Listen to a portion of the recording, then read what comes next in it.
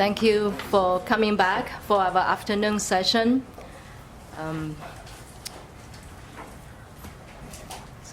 Roll call.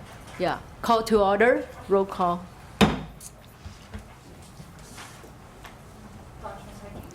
Present. Present. Chimino. Harabedian. Here. Kim. Present. Lee. Present. Osaria. We have a quorum. Thank you, Christine.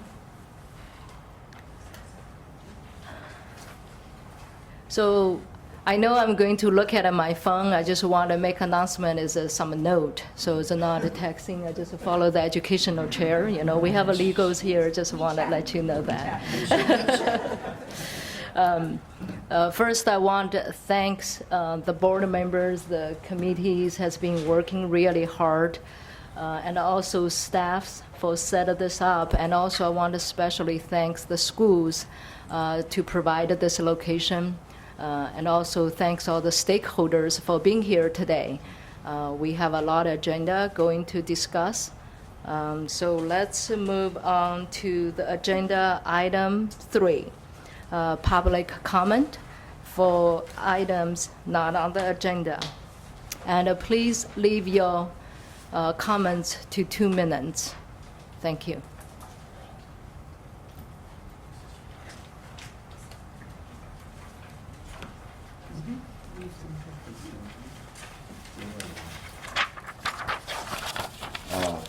Good afternoon. My name is Neil Miller, representing Cal APMA. Through social media, we were contacted regarding bleeding, bloodletting. Now, it is in the regulations under things that can be taught under education programs, but it's not articulated clearly whether or not it's within scope or how it's being done. And we would really like to have this addressed. We're getting, there's a lot of conversation and a lot of ambiguity regarding this issue. And so we would request that this issue be put on a future agenda item, but I wanted to bring it up now, something that's not on the agenda. That's a big deal. They're talking about it in a lot of different classes in schools and social media. And they reached out to me, and I let the profession know that I would be bringing this to your attention today. And I'll give you a little bit of background. I just made one copy for you regarding what I received on social media. And it just starts by saying, to California Acupuncture's clarification of bloodletting in California. And there's no point reading it. I sort of summarized what it was. But I wanted you to see that this came off of social media, and there are hundreds and hundreds of people commenting on this in California. And so I wanted to request that this be on a future agenda item. There's a very well-respected teacher, both at Alhambra and Embers College, Lorraine Wilcox, and she provided some of the background information here. So she gave me a sheet called Talking Points on Bloodletting. And since my time is limited, I would just like to give this to the committee, to the staff, and the staff distribute this, and you'll have a little bit of a background, and perhaps we can get this on a future agenda item. Thank you very much.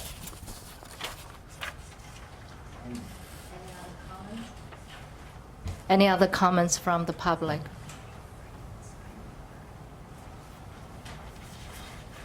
Hi, my name is Donna Chow Sanchez. I'm a little nervous, sorry. You're all right. Okay, so I'm here representing Lotus Institute of Integrative Medicine in regards to continuing education courses. Recently, it was said that pursuant to C Regulation 1399.483D1, that courses that require practical or hands-on techniques may not be approved for independent or home study.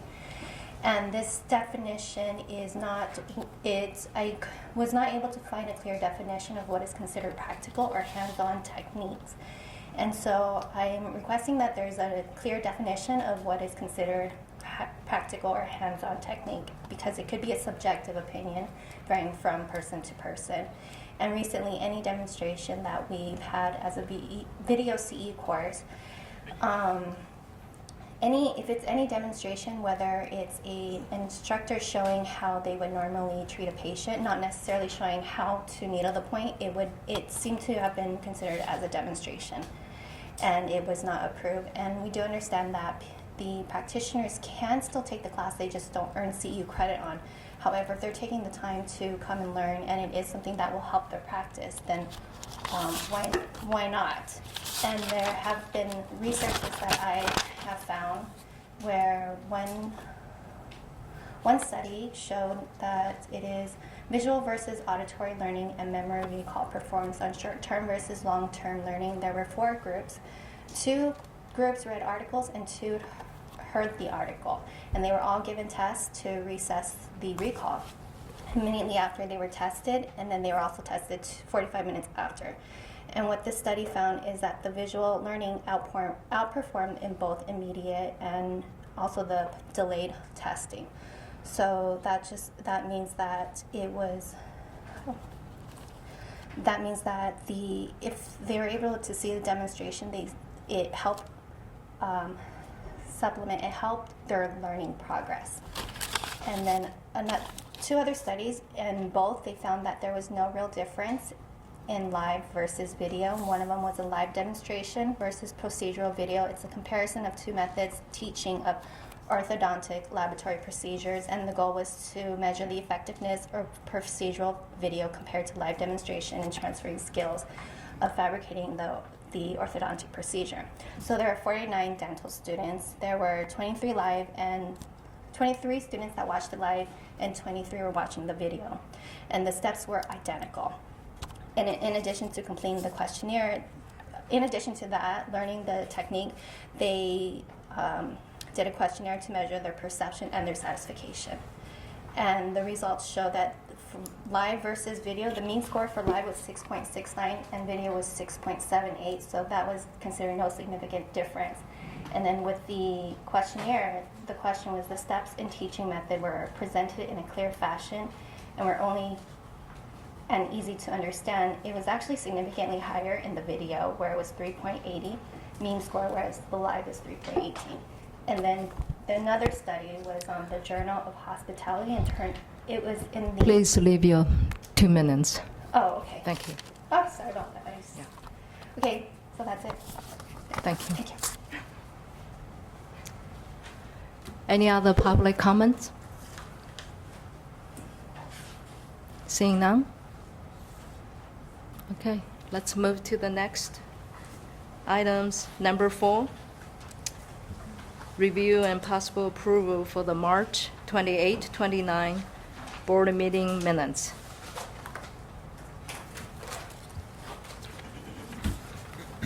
I'll move for approval. Subject to public comment. You should make a motion for one each day, because I am, Luca is not in the meeting, so we cannot vote on. Can you speak into the mic?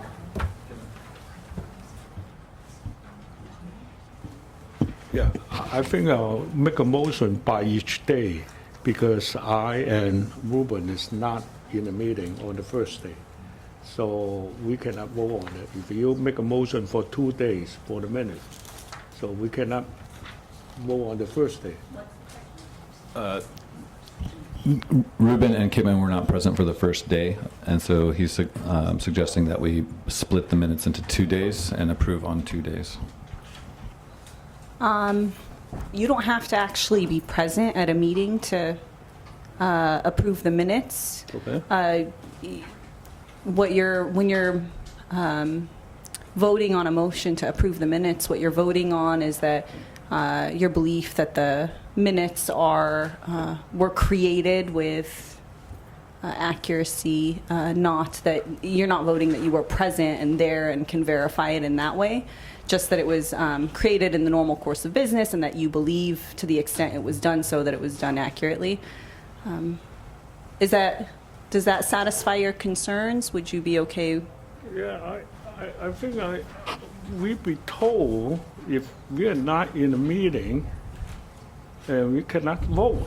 I think, and I have touched base on that I see. point, and I've looked into it, And I think the advice that the board previously got was advice to make members feel comfortable rather than identifying a particular requirement of board members. Because I think what happened at the time is that similar concern was expressed, so the board was told if you want to abstain or you want to word the motion in a particular way that you're comfortable with, you can do that. But it wasn't necessary. Oh, I You see. can still just move to approve the minutes. And I think there was a distinction that was talked about. What was it? Approving the minutes versus accepting the minutes. There's really no distinction there. I think it was more of just trying to word it in a way where the board members were comfortable. Would you be comfortable, Okay. Member Chan? Okay. Do we have a second? Oh, I just wanted to see if there is. Oh, yeah, now it's working. Okay.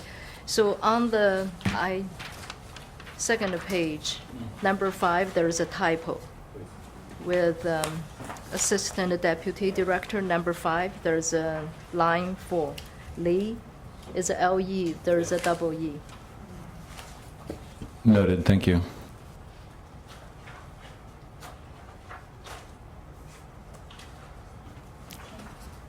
Any other observations and notes? Is there a second? We have a motion on the table by Member Harabidian. Okay. Public comment? Thank you.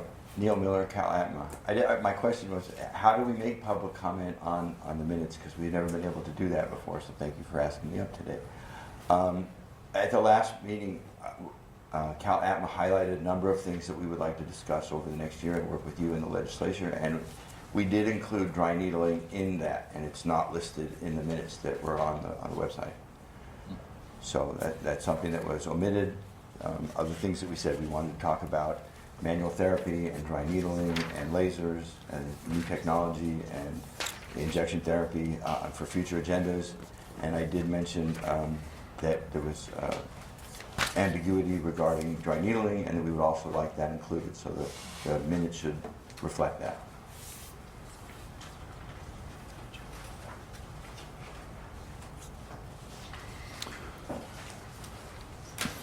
I have a comment. The questions often come up how detailed the minutes need to be. The minutes predominantly are there to help inform the public about actions taken by the board and general topics of discussion. It's not intended to be, a transcript of the meetings.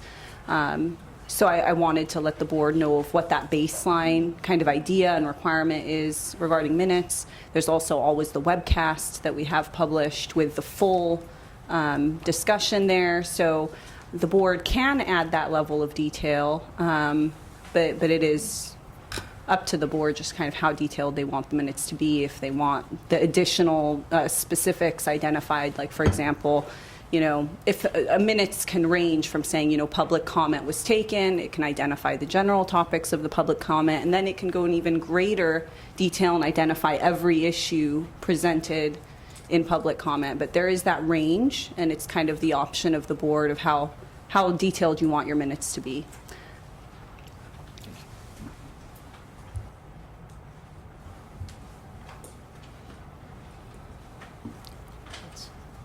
There's a motion on the table. Do we want to take that back and adjust the motion, or do we want to move forward with that? Move forward.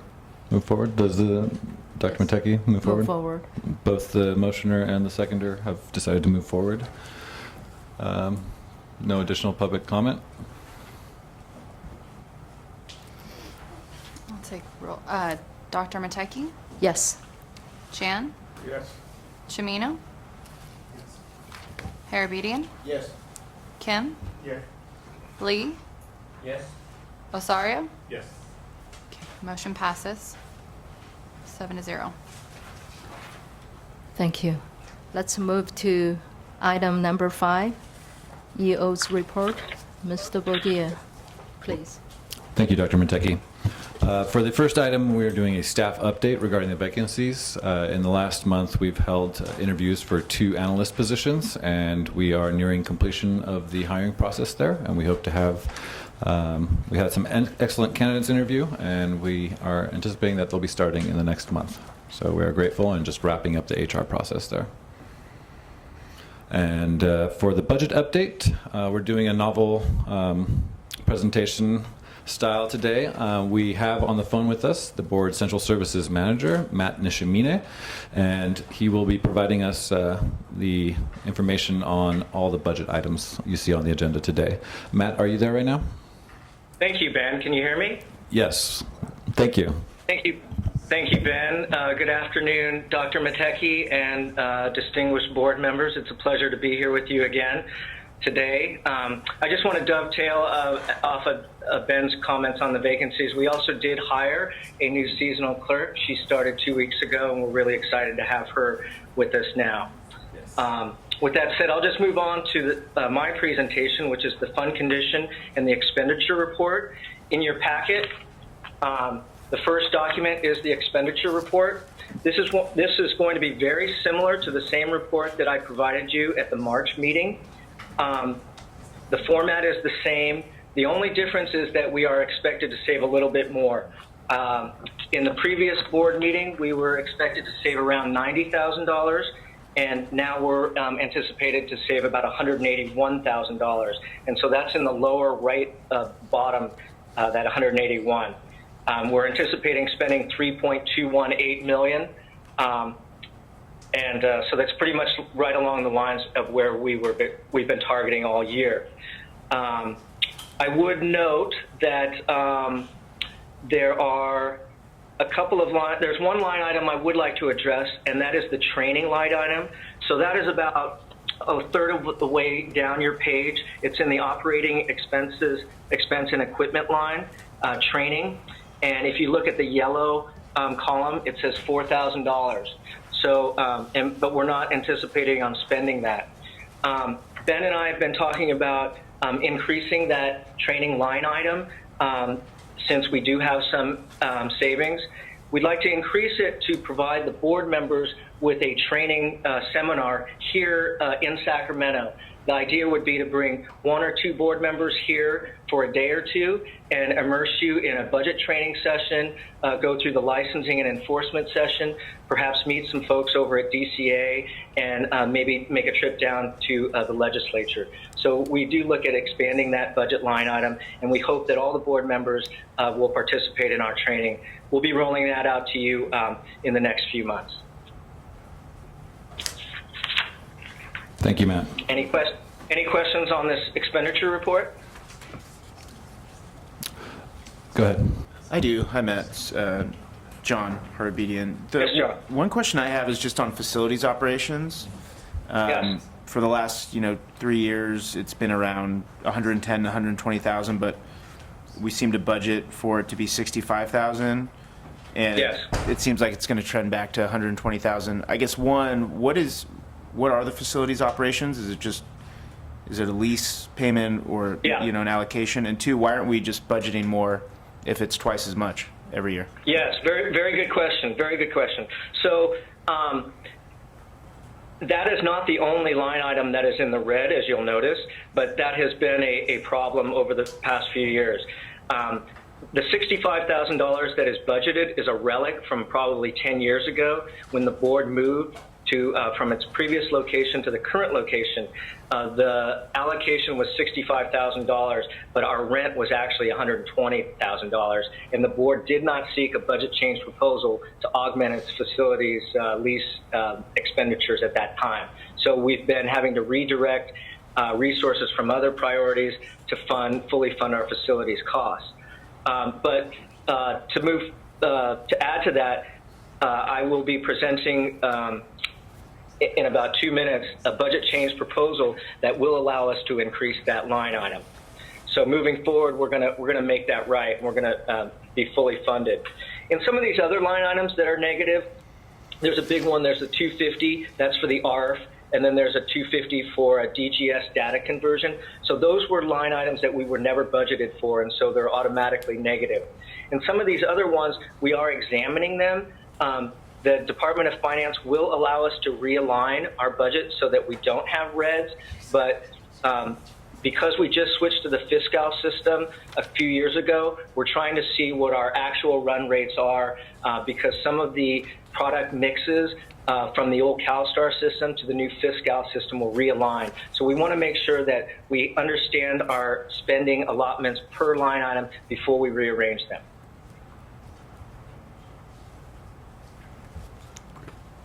Thank you.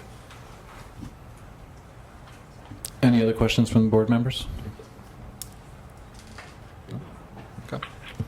Thank you, Matt. Okay, You then may go. we can turn to the next page. So this is the fund condition statement, similar to what I've provided to you in the past.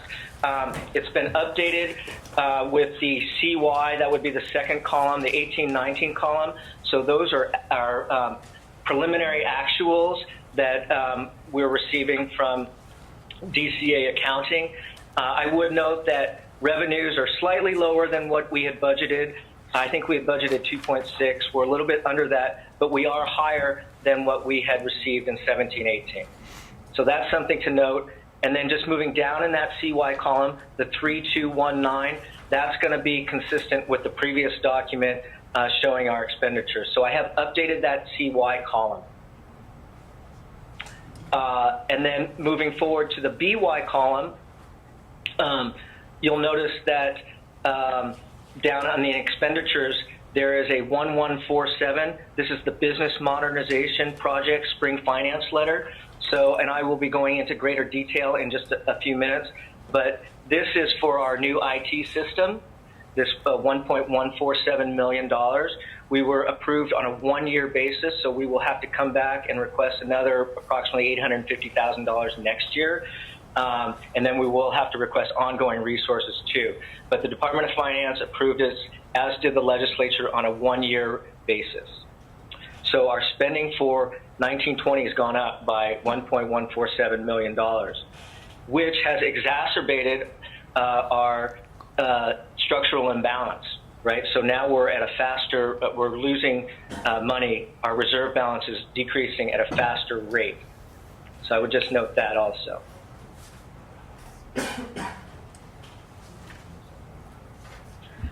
We have any questions about the fund condition statement? Yeah, I had a question. Now, even though we spend 1.14 million for the new system, then coming up is around 800,000 addition on the next fiscal year. And I've been always talk about is that our revenue is always short around 1 million against the expenditure. And I know in August, you are going to have the audit fee come out to see whether we can raise the fee on our revenue. Now, what I'm concerning is that now we are down to the reserve 6.9 months. If next fiscal year we have to spend addition 800,000 for the system, so the reserve probably become a zero or negative, because the next fiscal year we only had a 3.4 months left. That's without the 800,000, the second payment for the new system.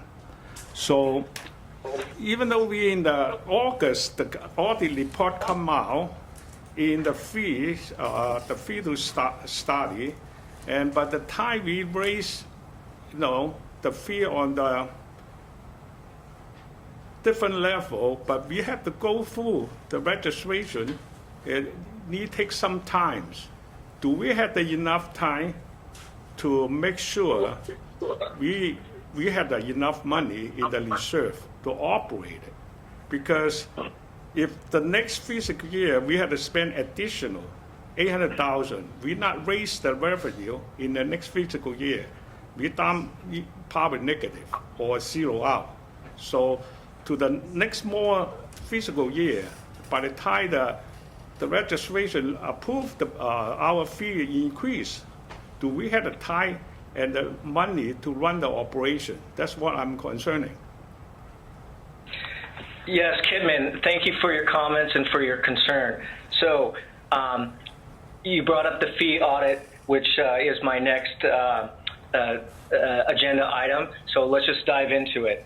So as you're right, if we do, you are correct. If we add another $850,000, it's going to exacerbate our structural imbalance again, and it's going to drive us to a lower monthly reserve balance. The 850 will not drive us negative, but it's going to leave us with a low balance. So beginning January 1, 2021 is the effective target date for our fee increase. We're expecting half-year revenues in 2021 and then full year ongoing after that. So the plan would be to correct the structural imbalance beginning January 1, 2021. The hope is that, the board contracted with a consulting firm called Capital Accounting Partners, or CAP, to conduct our fee audit. And I have previous experience working successfully with CAP to analyze fee structures and fee amounts at other DCA programs, and I have a high amount of confidence in their work product. CAP has visited the board on several occasions to determine the board's workload and costs associated with each license, application, and registration type. CAP provided its preliminary analysis to the board earlier this week, and we are currently working to go through it. The analysis has two scenarios because, as we have proposed to the board in the past, it would be beneficial to have a statutory fee range with a fee floor and a fee cap for all board fees. The board would then be required to promulgate regulations to set the precise fee amount per type. So let me clarify. Currently, the board's fees are established in statute and in regulations, and this would not change. However, the current fee levels have one set fee amount. For example, the application fee is set at $75 both statutorily and in regulations. We propose, and maybe not in every case, to revise the one set fee structure with a statutory fee range structure with a floor and a fee cap. For example, if we have a fee range of a floor of $50 and a cap of $75 per year statutorily, the board could then set the fee amount by regulation within that range. This fee type structure, fee range structure, will allow the board to, 1, eliminate the structural imbalance that you're concerned about, 2, fully fund the current projected costs, including the future business modernization IT project costs, and 3, allow the board to increase fee amounts in the event of future costs arise without having to conduct a fee audit again and change the statutory fee amounts. So we anticipate having the proposed fee amount levels in the very near future to begin sharing with one or more of the board's committees for their input. CAP will be attending and presenting its findings at the August board meeting, and it's our hope that the board will take an action in August to approve the proposed fee amounts. The board will then take those approved fee amounts and seek a author in the legislature to pass the fees in next year's legislative session. And we will concurrently run a fee regulation package so that we become effective 1/1/21. That's good. And understand you are working for this fee increase structure. But I want to have a question is that if we impose the new information system, do you anticipate our expenses are reduced by certain percentage? So with IT projects, there is always the promise of efficiencies, but until they're realized, we can't budget for them. It's hard to know where the efficiencies will come from, and in some cases, maybe there are no efficiencies. So I think we have to wait and see. While we are cautiously optimistic that the new IT system will streamline our operations, I think we're in a wait-and-see mode at this time. Okay. Thank you.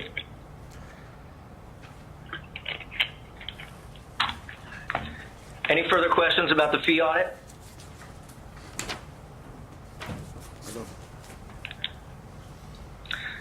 Okay, my next agenda item is the Architectural Revolving Fund, and this is also represented on the expenditure report that I provided. So we have put away $250,000 in the Architectural Revolving Fund for future tenant improvement costs. We're working with the Department of General Services to come up with a revised floor plan. And basically, we want to revise the floor plan and add some cubicles and add maybe a little break room for the staff, and then add an additional door in our back hallway. Are there any questions on that? Yeah, I know. One more question. The new system bring two additional employee to the acupuncture board. Is it this is a permanent position? Is that? Yes, so thank you, Kitman, for asking that question. I'm going to be going over the 3 BCPs in about 2 minutes, so I can go into greater detail then. Thank you.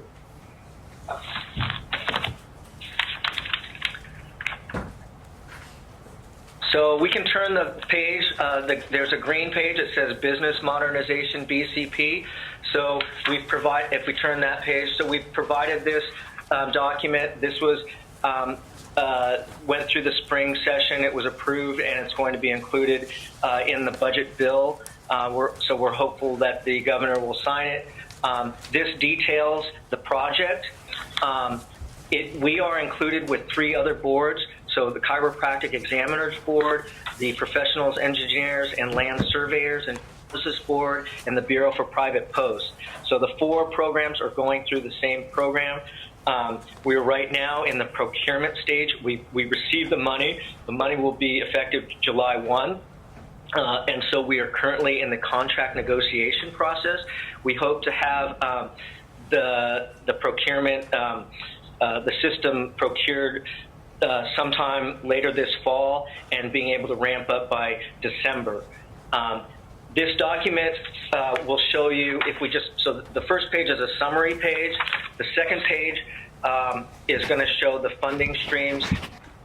Bottom of page 2, it'll say fund summary. So we, again, are Fund 0108 Acupuncture Fund, and there's the 1147 reflected. You can see what some of the other boards are paying.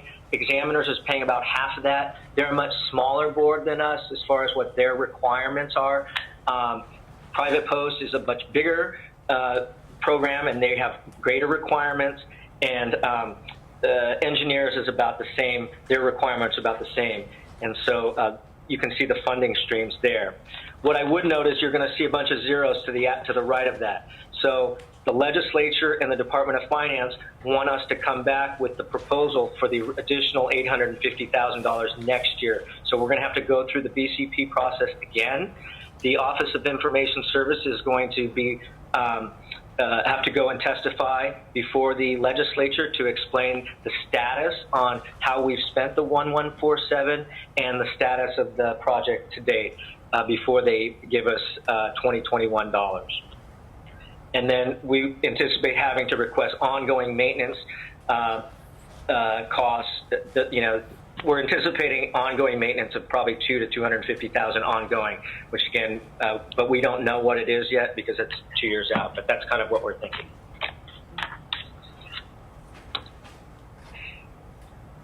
And then, Matt, can you please address in terms of the position authority that Member Kittman asked? Yes. So as part of this, yes, thank you, Ben. So as part of this proposal, the board is receiving 2 associate governmental program analyst positions, which we're really lucky. So the way this works is that the positions are granted on a permanent basis. So beginning July 1, we will have 14 permanently authorized positions. However, the funding will go away within 1 year. So when we advertise for this position for the 1920 fiscal year, it will be a 1-year limited term position. And then next fiscal year, we will request funding to support those 2 positions for a second year. After that second year, though, unless we show some reason why the positions that the limited term funding should not go away, then we would have to absorb the cost to fund those 2 positions on an ongoing basis.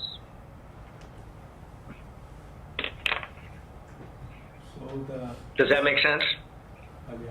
This two position is permanently in the third year, so the budget is on the salary section is going to be increased, including the benefits, about close to 200,000. And if the efficiency with this new system is not going to save the labor cost by 200,000, so it's not balanced out to the new system. We had the new system, if we don't cut the salary down, and then we had the increase the expenditure, the efficiency is not going to, even though the efficiency is high, but it's not going to reduce the expenditure. So it's not balanced. I hope you guys can have some kind of formula to make sure the new system had the efficiency to cut this salary to make a balance. So let me clarify. I think maybe I wasn't clear. So these two positions we've requested on a limited term basis, and we've requested them because we know we are going to have to divert current staff, current licensing, current enforcement, current policy staff to work on the project over the next year. While we are sending, say, Christine over to the system, we need someone to backfill her. Or when we send our enforcement folks over to the OIS system to work on the configuration and to the implementation of the system, we're not going to have anybody covering those desks. So these two positions are to backfill those positions, existing current positions, while they're working on the implementation of the project. Does that make sense? So it is limited term work. It really is limited term work that they're going to be doing. Yeah, I hope in the future, because you add two more positions, a new system, the efficiency got to be raised and your expenditure got to be reduced. Otherwise, why we have to hire two more person and why we had a new system? That's what I'm trying to figure out. Yeah. So the new system is, and this would be great, a great part of the training that we hope that you guys all participate in. But if you would ever see our legacy systems, they're very antiquated. They don't talk to each other. They're inefficient. Licensees can't pay for their license renewals online. So the new system is going to take care of all those things. It's going to integrate us into one more cohesive system. And we do anticipate efficiencies, but I think it's too early to identify any cost efficiencies related to the program. The positions that we are requested and that we have received are going to be backfilling the work that existing staff, when existing staff are redirected to ramp up the new IT system. So, you know, if we send someone from our licensing desk over to the IT folks to configure the system, we need to cover that desk. And so that's what this limited term position is for. Yeah, thank you. And I hope the next few years you'll analyze the budget should be has some kind of number reduced to make this new system, the efficiency and balance out. So just to dovetail off of that, in the event that in 2 years' time we decide that we don't need the additional two positions, we can eliminate them. Oh, good. Thank you. Very good. Any other questions on this BCP? Okay, we can go to the next one. The green tab says Facilities BCP, and this is the what John was just talking about. Us being imbalanced in our facilities. So right now we're going through lease negotiations. The lease doesn't expire until 2021, but we are currently undergoing the lease negotiations. This BCP has no numbers on it. Instead, what it's providing is this budget bill language to seek additional funding through a request to the Department of Finance. This is really a wonderful opportunity for us to right-size that $60,000. So I would anticipate us this spring putting in a request in to the Department of Finance to augment our budget by $60,000 to make our facilities whole. Does that address your question, Member Harbedian? It does. Thank you.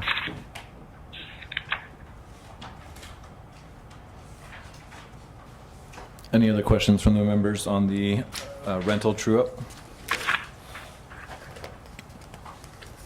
Go ahead, Matt. Okay, and then the last one is the DCA-wide admin BCP, and I spoke about this at the last board meeting. I just wanted to update you that the legislature has approved this, and it will be going through, which means that DCA will be getting the new attorney positions and ramping up their regulatory unit, which we're really excited about because we do have a lot of regs on our calendar that need to be pushed through. So we're very excited about this.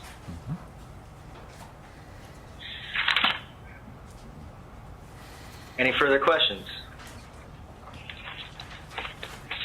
I see no further questions here. Okay, very good. I'll conclude my portion of the presentation. Thank you, board members. I look forward to seeing you again in the near future. Are we Thank going you. to go to the enforcement now? Thank you, Matt. Let me do a quick outreach update, and then I would like to request, since we have our staff on the phone right now, that we move to the enforcement report after that, so that Cricket Borges, our enforcement coordinator, can provide us the update on the enforcement statistics. All right, so I'll go ahead and take care of the outreach update. In the middle of April 19th, I believe, the board was invited to attend the Acupuncture Day, and it was an event in Vacaville. And we got to meet with a lot of the movers and shakers in the acupuncture world. And it was wonderful to see so many people come together, so many different cultures coming together to support the profession. And we look forward to that continued cooperation. So, thank you. Any questions from the members in regards to that? No? All right. With the president's approval. Yes, Bang. Oh, pardon. We have to do public comment for the executive officer's report. Any public comment? Seeing none, we'll move on. May I have permission to do the enforcement report? Yes, please. Thank you. Madam Borges, are you present? I am. Hello. Hello, good afternoon, board members. This is Cricket Borges, Enforcement Coordinator. And I apologize, I've been fighting a chest cold, so if I start coughing, I'll have to pause for a moment. Try Chinese medicine. And for members and the public, this will be item 8, full board meeting, item number 8. Go ahead, Cricket. I just want to point out to you that we did change the format of the enforcement report this quarter. We tried to dial it down and make it a little bit more concise, and so you could understand it a little bit better. We actually removed the bar graph and the line graph that were in the previous reports, as I found that they were a little bit confusing for the board members. So we, this time around, just provided you with more direct numbers that we actually take, and we run reports for our performance measures that we provide to the DCA on a quarterly basis. We've pretty much just provided you with the same type of numbers and printouts for a little easier understanding of our enforcement numbers. So the first box that we have there shows the numbers of our complaints and convictions received by categories.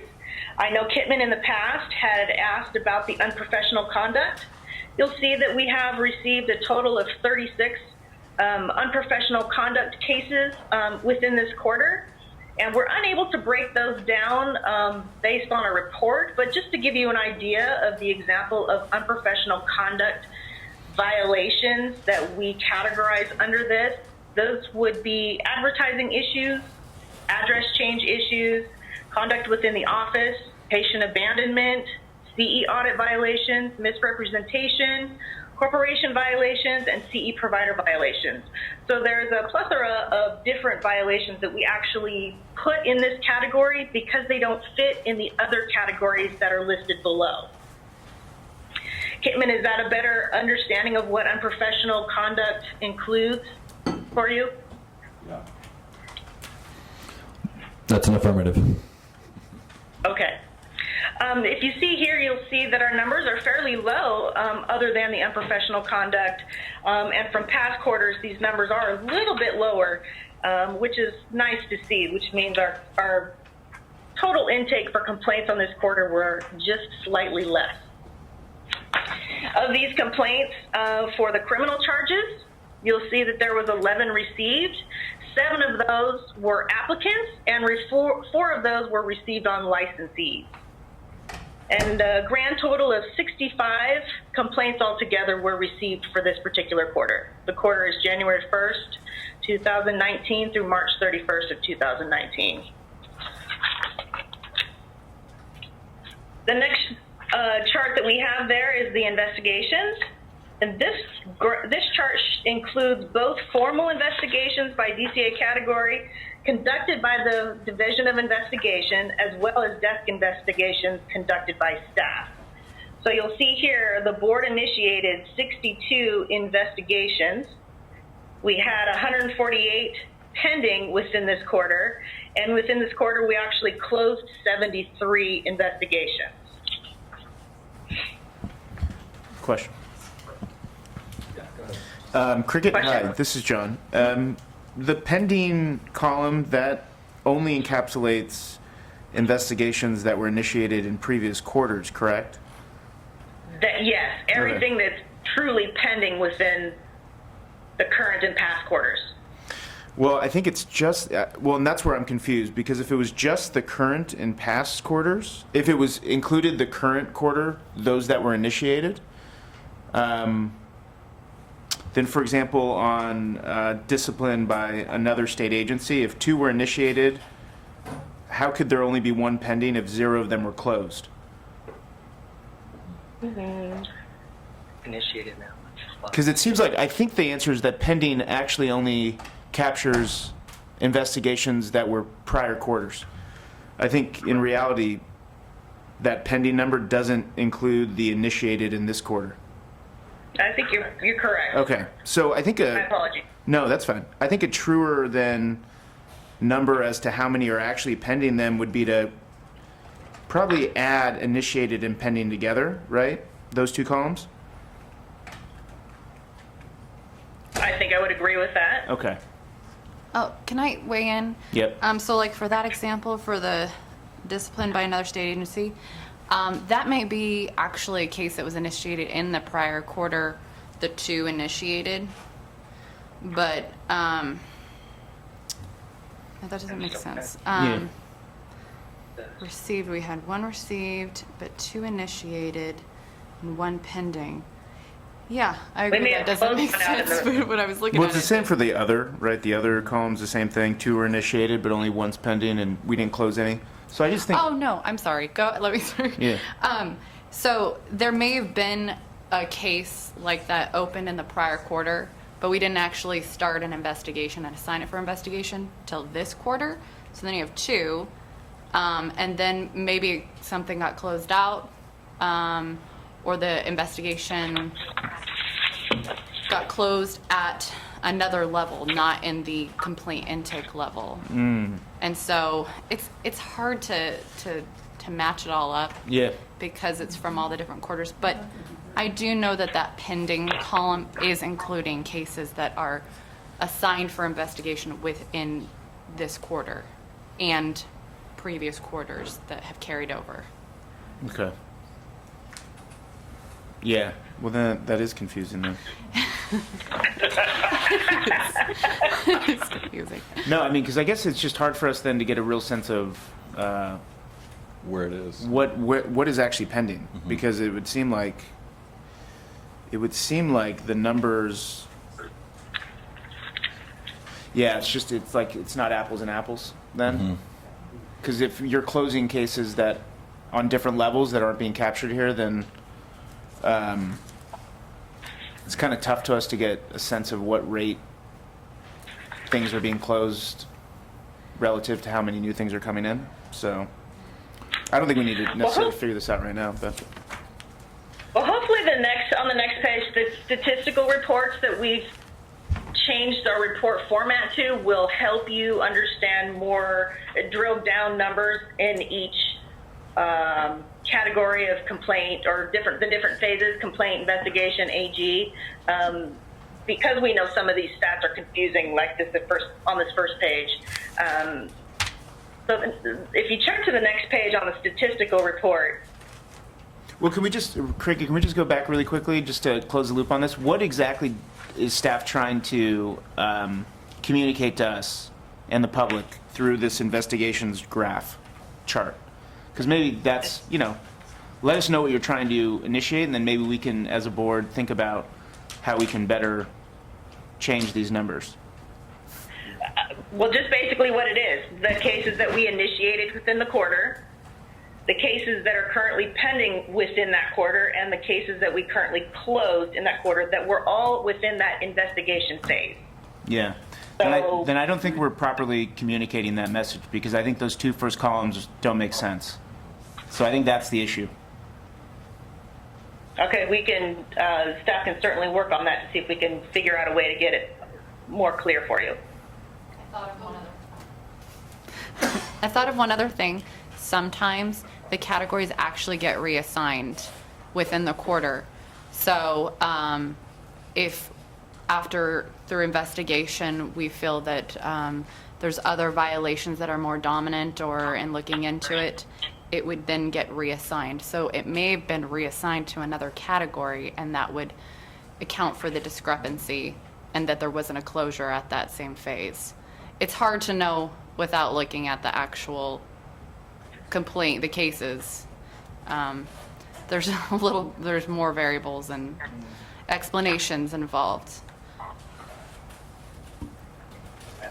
So is possible make that a table, because it looks like the pending and closed, all those cases is included a prior quarter, right?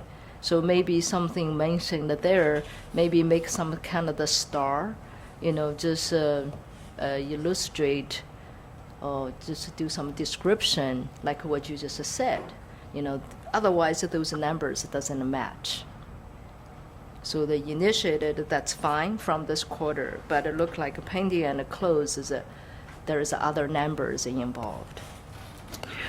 Cricket and I can look into this further and see if we can split this up a bit. So maybe we can do pending starting from this quarter and pending from previous quarters. That might tease it out a bit more. We'll take a look at other boards and how they're reporting and handling these kinds of gray area assignments. And perhaps with the statistical report, we'll be able to get some more drilled down data. Yeah, I had a comment. Is that first of all, thank you for break down the category for the unprofessional conduct. It looks like every You're quarter. welcome. Yeah, it looks like every quarter there are more than 50% the violations of unprofessional conduct. Now you identified it right now in the for the breakdown. So what we're going to do about it? I think it's more important if we reduce the number, okay? And we right now looks like the board as a sitting duck. If they violate it, we prosecute it, and we have filed a complaint. So we're not going to do anything proactive. So I think since we identify those are unprofessional conduct, the board should talk to the education provider or the school to address all this issue. Let those people, before they go into the profession, they understand they cannot act like this. They had something in their mind. Otherwise, we are just waiting for their violation. We do something, okay? I like to see the education provider, they add some section on the effort courses, or the school provide additional information to the student.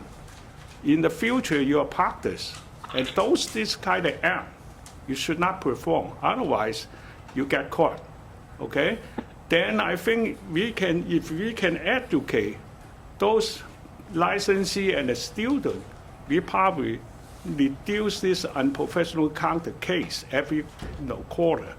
So if we're talking about how many process, how many pending, it's not going to solve the real issue, okay? And I think the board and the school and the education providers should work together, address this kind of unprofessional conduct to affect our professional industry and make the public more safe, okay?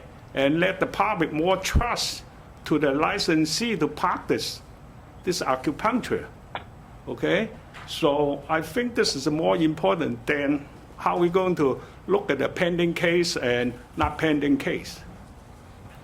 I think what might be helpful here to also consider is for unprofessional conduct, you're looking at lower fined violations generally than these other more egregious actions. But we are partnering with some of our external stakeholders to look at ways to communicate with our licensees more effectively, and definitely with the schools as well.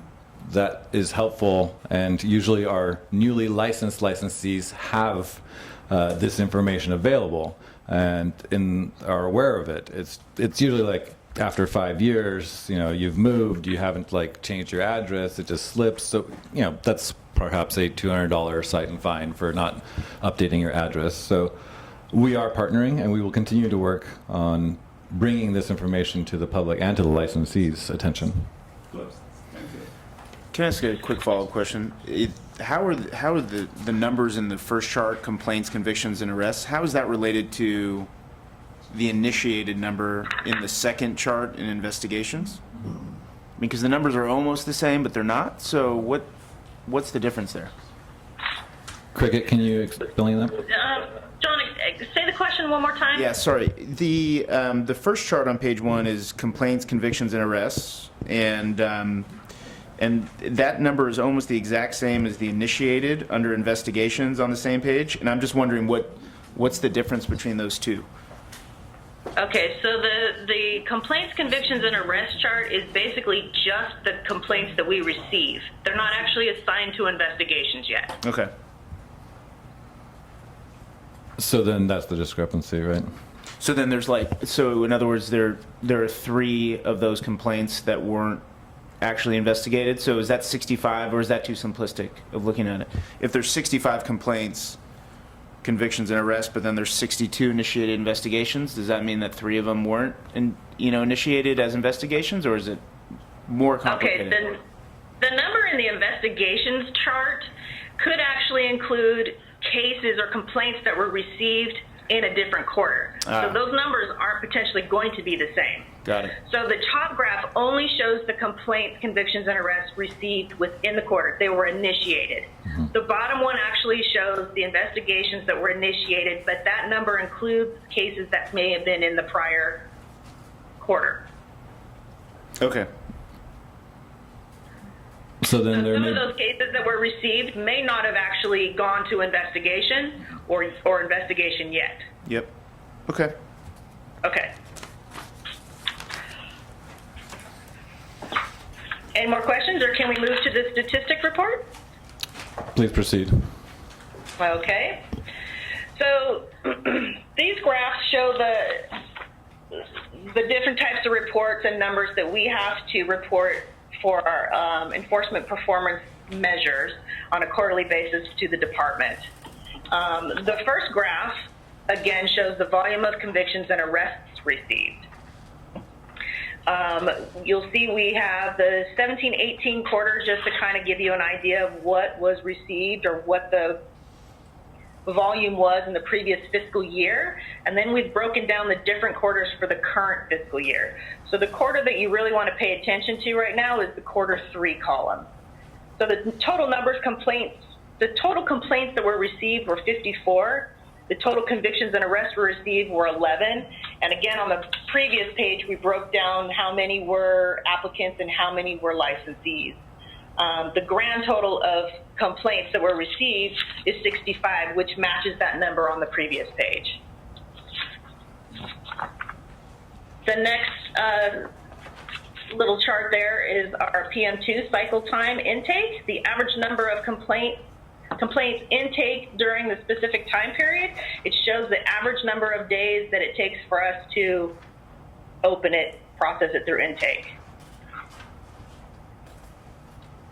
Now the board, our enforcement unit has to process those within 10 days of receipt. So we are falling under our target date, or target time, sorry.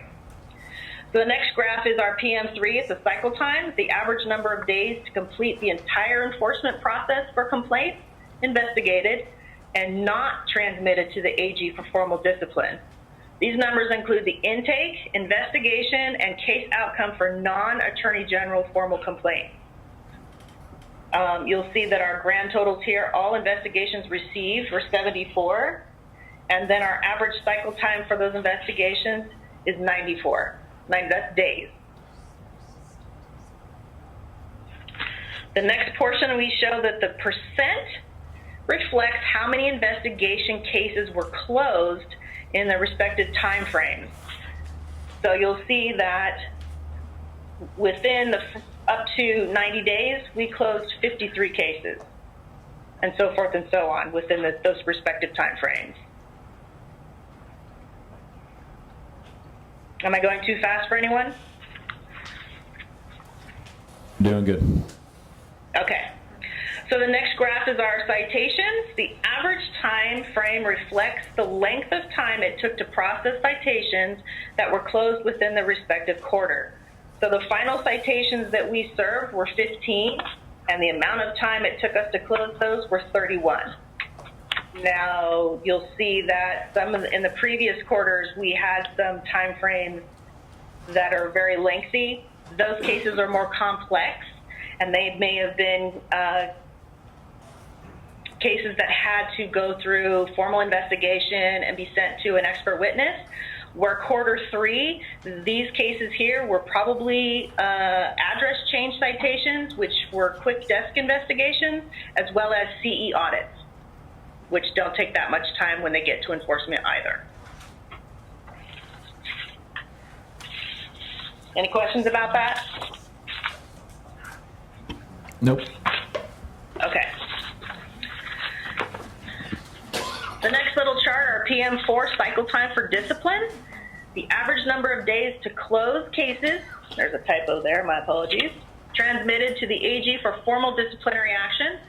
This includes formal discipline and closures without formal discipline, example, withdrawals and dismissals. So the cases that go to the Attorney General, we have a target date to get those processes within 540 days. The volume of cases that were sent over within January through March were 6 cases. The total cycle time to process cases that were pending at the Attorney General's office was 607 days. So we're just over that target date. We depend on the Attorney General's office to help us keep that number below our target days, but sometimes we can't control that. So the next chart, pretty self-explanatory. In the January through March quarter, it indicates how many cases we initiated for the AG's office, how many cases are currently pending within that quarter at the AG's office, how many statement of issues that were filed, how many accusations were filed, and so forth and so on. We had 2 cases that closed without disciplinary action in that quarter.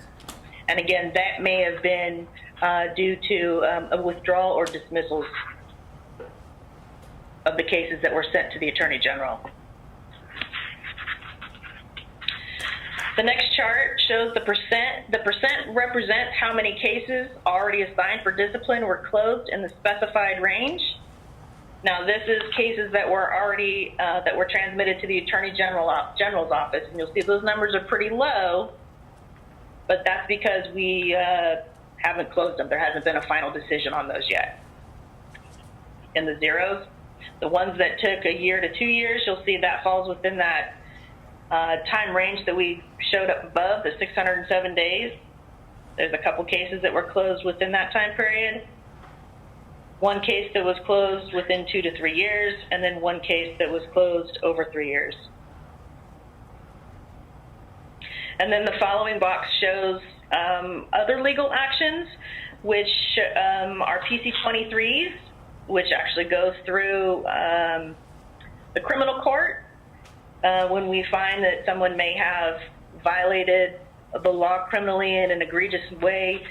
Our board has the option to request a PC-23 through the criminal court to put a temporary order on that person to suspend their practice. And within the fiscal quarter, January through March, we had one. And the second option we have is an interim suspension order, and we didn't file any of those. Any questions?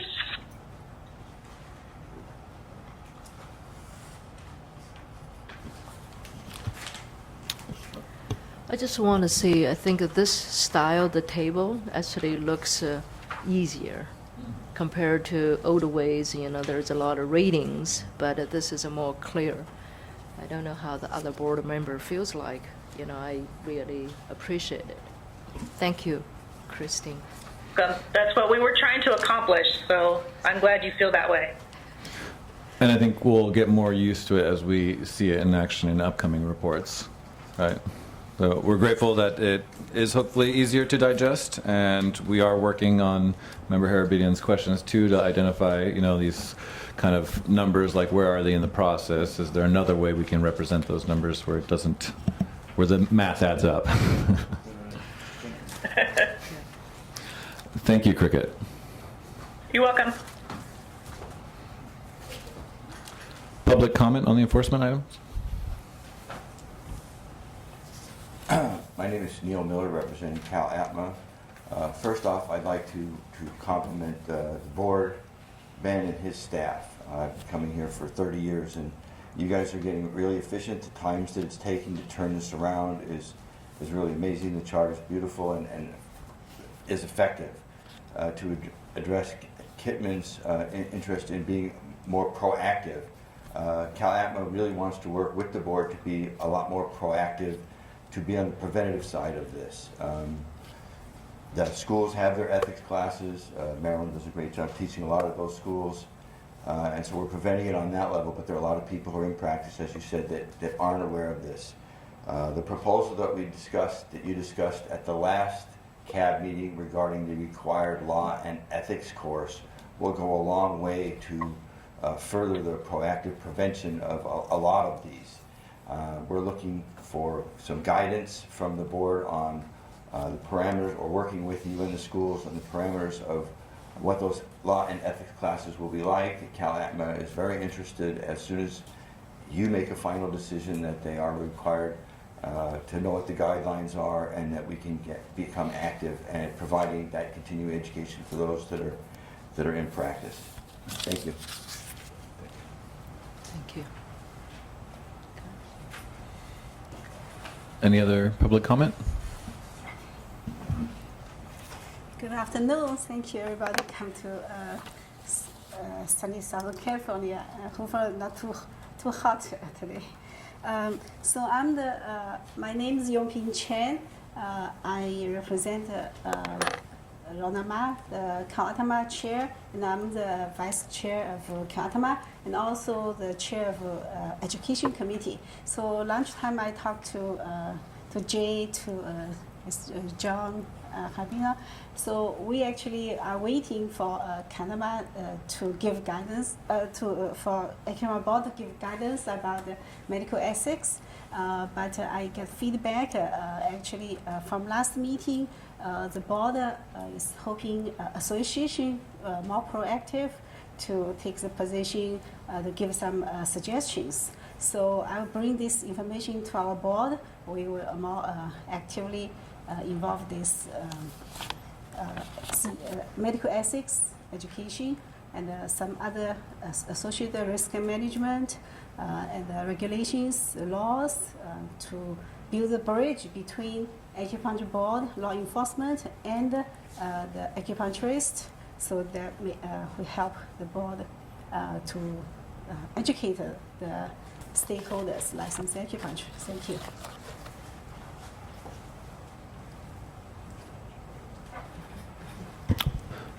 Any more public comment?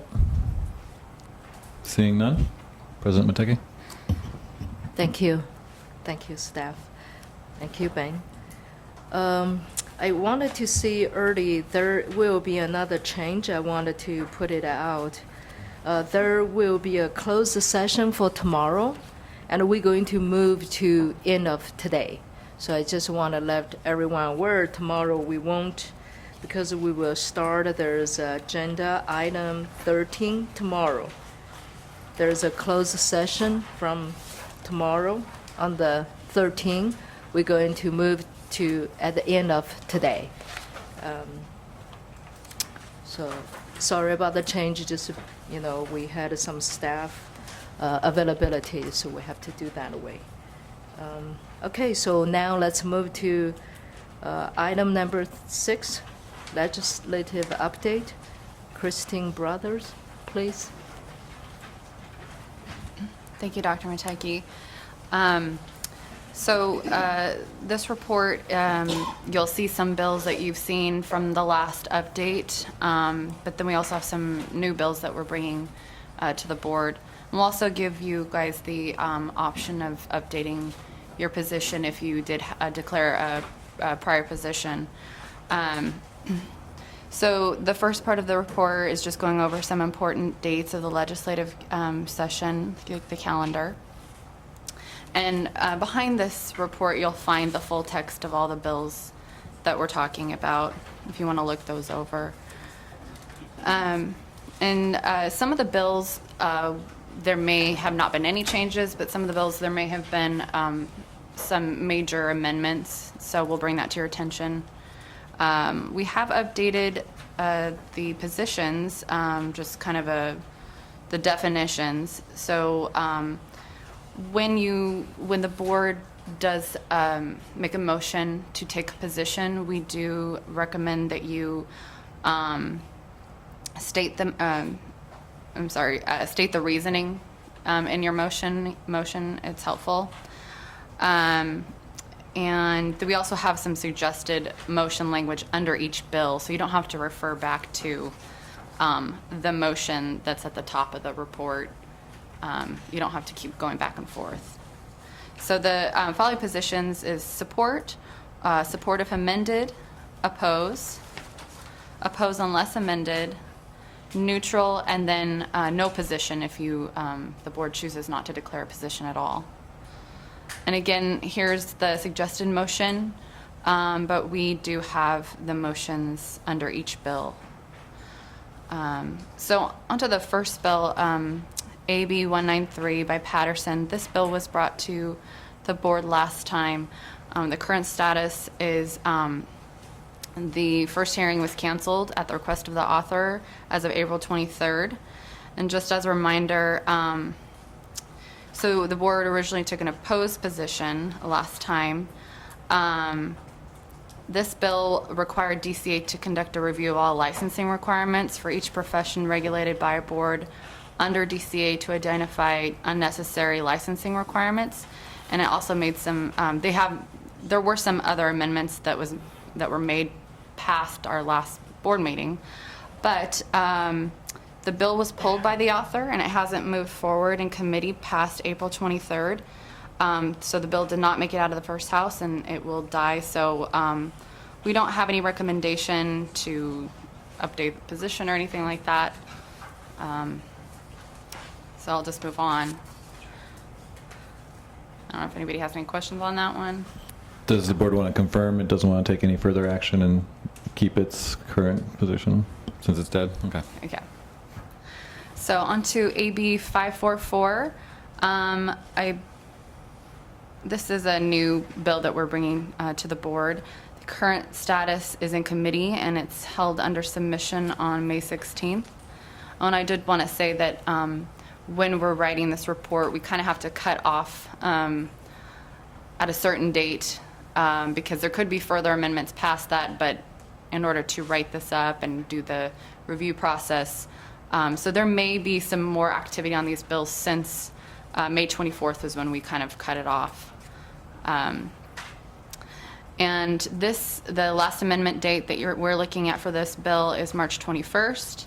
This bill would limit the maximum fee for the renewal of a license in an inactive status to no more than 50% of the renewal fee for an active license.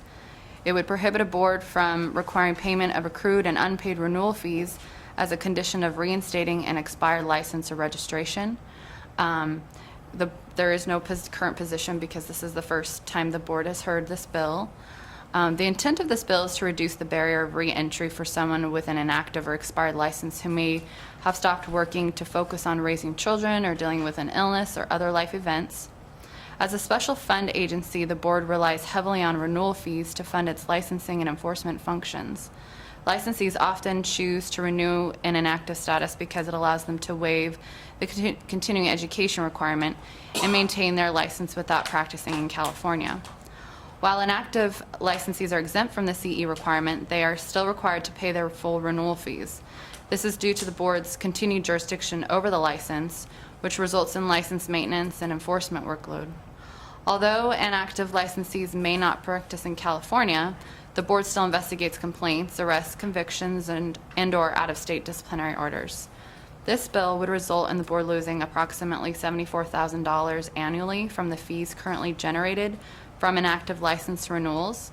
In addition, when a licensee is expired on 2 renewal periods, the board requires the licensee to pay the accrued renewal fees plus the accrued delinquency fees. The provision of this bill related to prohibiting the collection of accrued and unpaid renewal fees could result in an annual revenue loss of approximately $7,000. I will note that other boards have made similar projections of revenue loss and have taken opposed positions. At this point, staff is recommending an opposed position based on the loss of revenue. So if you guys want to discuss that bill. And it would be lots of revenue and continued costs of maintaining enforcement.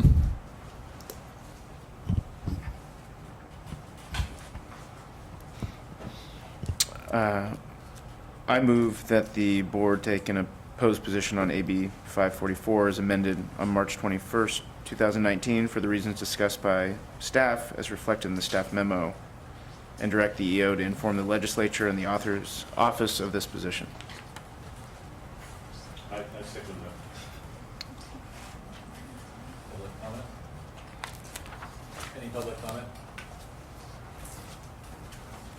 Okay. Dr. Matecki? Yes. Chan? Yes. Chimino? Yes. Harabedian? Yes. Kim? Yes. Lee? Yes. Osario? Yes. Okay, the motion passes 7-0, opposing AB 544. And so we would communicate this to the legislature, the board's position, and we would base it upon some of the comments made within the report and discussed here today. Okay. AB 613, this is a low bill, and you guys have been brought this bill in the past.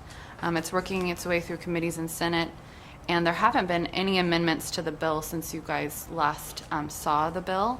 But just to jog your memory, this is a bill that would allow the board to no more than once every 4 years to increase any of its fees by an amount to not to exceed the increase in the California Consumer Price Index, CPI, for the preceding 4 years.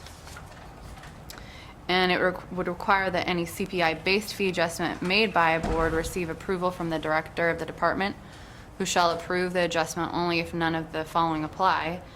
The board has unencumbered funds in an amount that is equal to more than the board's operating budget for the next 2 fiscal years. The fee would exceed the reasonable regulatory cost to the board to administering the provisions for which the fee is authorized. The director determines that the fee increase would be injurious to the public health, safety, or welfare. And the bill also clarifies that the fee adjustments allowed by the bill do not apply to administrative fines, civil penalties, or criminal penalties.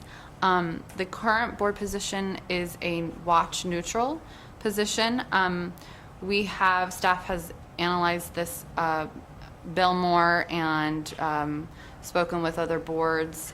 And so we wanted to bring some other things to your attention. At the time, we had some concerns if how it would work, like legally, along with the statutory limit set for fees. And we've learned that the intent of the bill is to provide an additional mechanism, and not that we would just have to be only using this this method. So let me read through the comments, because you may want to reconsider your position. The purpose of this bill is to provide an additional mechanism for boards to adjust their regulatory fees as a means of sustaining fiscal health. The bill would allow for limited administrative adjustments, which would only be allowed once every 4 years and would be restricted to the increase in CPI calculated over the preceding 4 years. In addition to creating more fund stability for boards, the bill is intended to prevent licensees from being abruptly confronted with drastic increases in fees, particularly to the extent that part of those increases are based entirely on the steady change in the value of a dollar over time. Notwithstanding this bill, boards would still be required to seek a fee adjustment through statute or regulations for any increase exceeding a 4-year CPI change calculation. Nothing in this bill is intended to prevent boards from pursuing these standard methods or of adjusting fees. The bill, as drafted, is limited to addressing fee adjustments made purely based on inflationary considerations. So at this point, the only concern that staff has, because we would view this bill as a good thing if it's providing an additional tool to us to increase fees for the budget. So the only concern is that we didn't know how that would work if we do have a statutory limit on our fees, if we could use CPI to raise above that and how that would work. Now, I did discuss that with legal, and I believe there's not a concern there.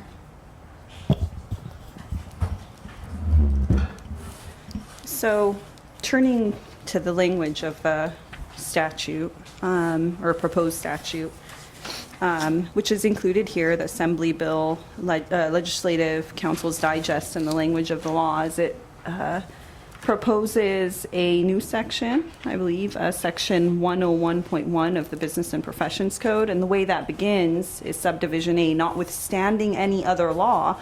And then it goes on to describe this particular mechanism for making incremental adjustments to the board's fees. So I think one reasonable interpretation of that, and taking into account the analysis, the Assembly analysis, one reasonable interpretation of that is that despite these other statutes that identify these fee limits and fee caps, the board can make these incremental changes that coincide with the CPI. So, I'm not particularly concerned with that aspect of it, and I think that this would allow the board to make those incremental changes beyond the cap. Because of that language. And then that other concern that I think the memo was getting at was that some other boards have indicated concern that this statute might create an exclusive mechanism for changing fees and would replace the other ability to change fees through regulation or statute. And they got that from that notwithstanding any other law language there at the beginning, to interpret it to mean notwithstanding any other law, this is the only method to do it. I don't have that concern either. I think the intent of the bill in the analysis, Assembly and legislative analysis, indicates that this is an additional mechanism, and I interpret that language to indicate despite any other law, you have this additional mechanism. But if the board does have any concerns that it's not clear with regards to whether incremental changes can be made beyond the fee cap or whether this is an exclusive mechanism, the board could always, take the position of obtaining that additional clarity from the author's office or revising the language of the statute to make that more clear. But I don't have those particular concerns. Yeah, so you'll see there's there's two different, I guess, recommendation on the language, or on the motion, sorry. So if you don't have any concerns, you can just, we would recommend the board take a support position on this bill.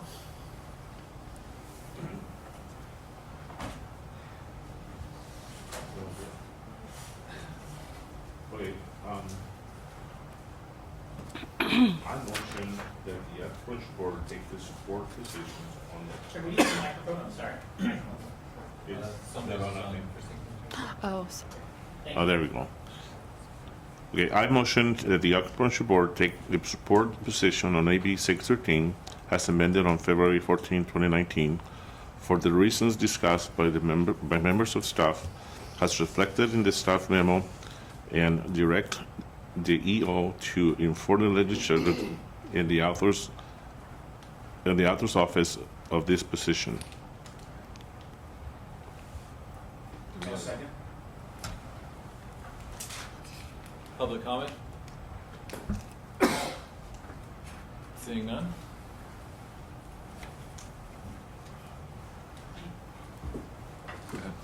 Roll call.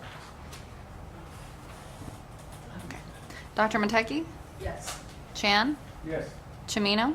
Yes. Harabedian? Yes. Kim? Yes. Lee? Yes. Osaria? Yes. Okay, motion passes. Okay.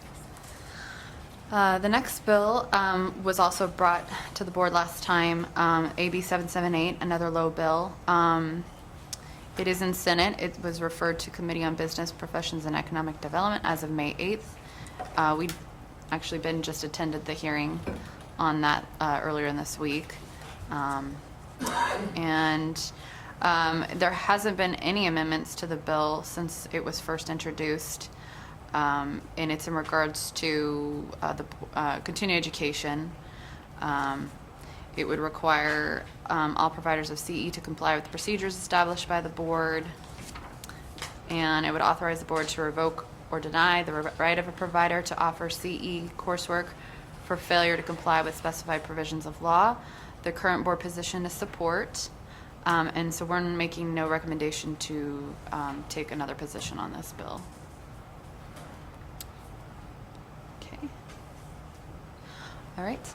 Moving on to AB 779. So this is the only bill where we did, there were some amendments past that May 24th cutoff date, and we did feel it was relevant to bring those amendments to the board. So we have the amendments from April 25th, but we also were able to include 779 in the amendments that were done June 5th. Oh, I believe we do. So I'm going to go over the changes and the date as amended for June 5th. Right now, it's in Senate. It passed from committee and was re-referred to Committee on Appropriations. This bill would require a licensee to apply to the board to obtain a wall license as defined for each place of practice as defined and maintained by the licensee. It would require a licensee to post an active and valid wall license at each place of practice. It would require a licensee to notify the board if the licensee does not have a place of practice, and would require a licensee to carry a pocket license during treatments outside of a licensee's place of practice, making the pocket license available upon request. It would require a licensee to renew a wall license biennially as specified.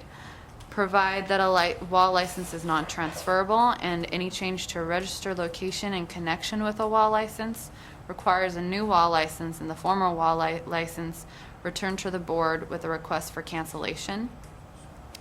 Provide that an initial license fee includes one wall license registration if a place of practice is specified in the application. It would also set a separate $15 fee for a wall license, replacement wall license, and a wall license renewal. And then it would set a $10 pocket license replacement fee.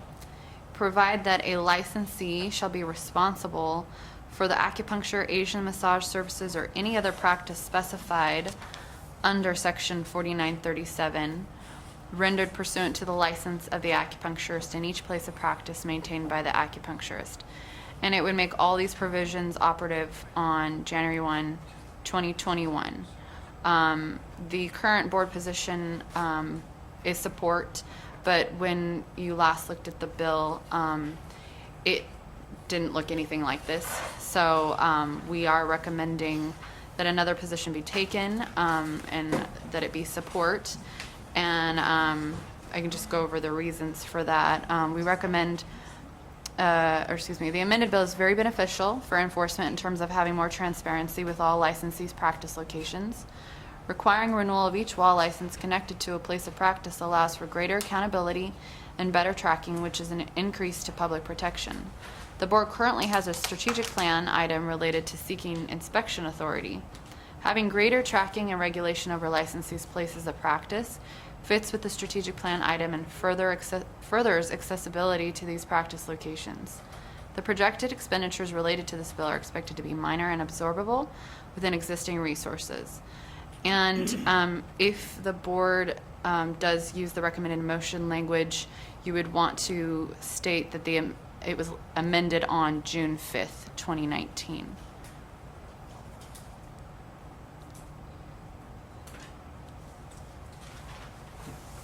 Any questions from the board members on any of the amendments provided in this new language? No? Is there a motion? We have to make a motion.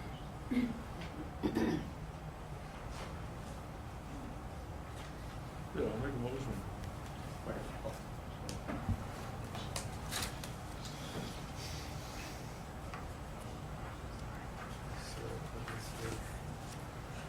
They make a motion to Acupuncture Board to take a supported position of the AB 779 as amended on April 25th, year 2019 for the reasons discussed by the member of the staff as... So, sorry to interrupt. The report that Christine gave, if I'm correct, is as of June 5th. So if you want to revise your motion to, instead of indicate that April 25th date, the discussion that Christine had was based on the June 5th amended version. So instead, the April 15th should be amended as amended June 5th, year 2019, for the reason discussed by the member and the staff, and as reflected in the staff memo, and direct the EO to inform the legislature and order office of this position.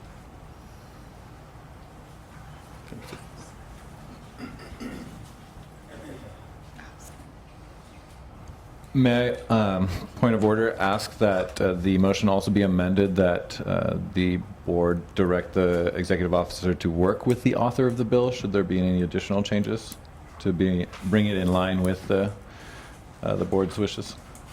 Yeah. Yes? That was a yes from Mr. Chen? I second that.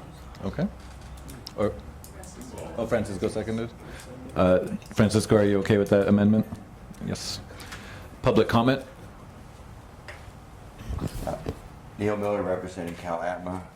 As you know, since 2004, we've been trying to change the language that takes out the words Asian massage and uses a more medical, consistent language. We'll be making a presentation tomorrow. But since you're voting on this bill and it continues to say Asian massage in here, this would be a fine opportunity for the board to let the author know that this type of language is problematic for a number of reasons. And to make a change in the language of the law is consistent with the Little Hoover report, where it specifically said that the board was to look at the laws and to make recommendations to the legislature where we could be a lot more efficient. And here's a fine example. So as you're going to vote on this or make a decision, that might be something that you can consider, whether it's now or after the presentation tomorrow. that we can discuss this, but this is a perfect opportunity to certainly let the author of the bill know that this is problematic, and it's a long time coming. We need to make this change. So I'll be articulating that tomorrow. And within that parameter of manual therapy would also include cupping and gua sha. So that, again, is giving you common acknowledged medical terminology to address issues so that it wouldn't be listed as it is under adjunct acupuncture procedures, but that it would be included as a specific procedure under the heading of manual therapy. So this is a great opportunity for you guys to discuss this and bring it forth. And again, tomorrow I'll be making a presentation on it. Since you're voting on it now, I thought I wanted to bring it to your attention that there's an opportunity for us to all work together on this. Thank you for that public comment. And again, on our curriculum and on the specifics of the curriculum is mostly Trina or Ama, but the word Asian massage, I have not seen that on any school's curriculum, and it is really problematic. Thank you.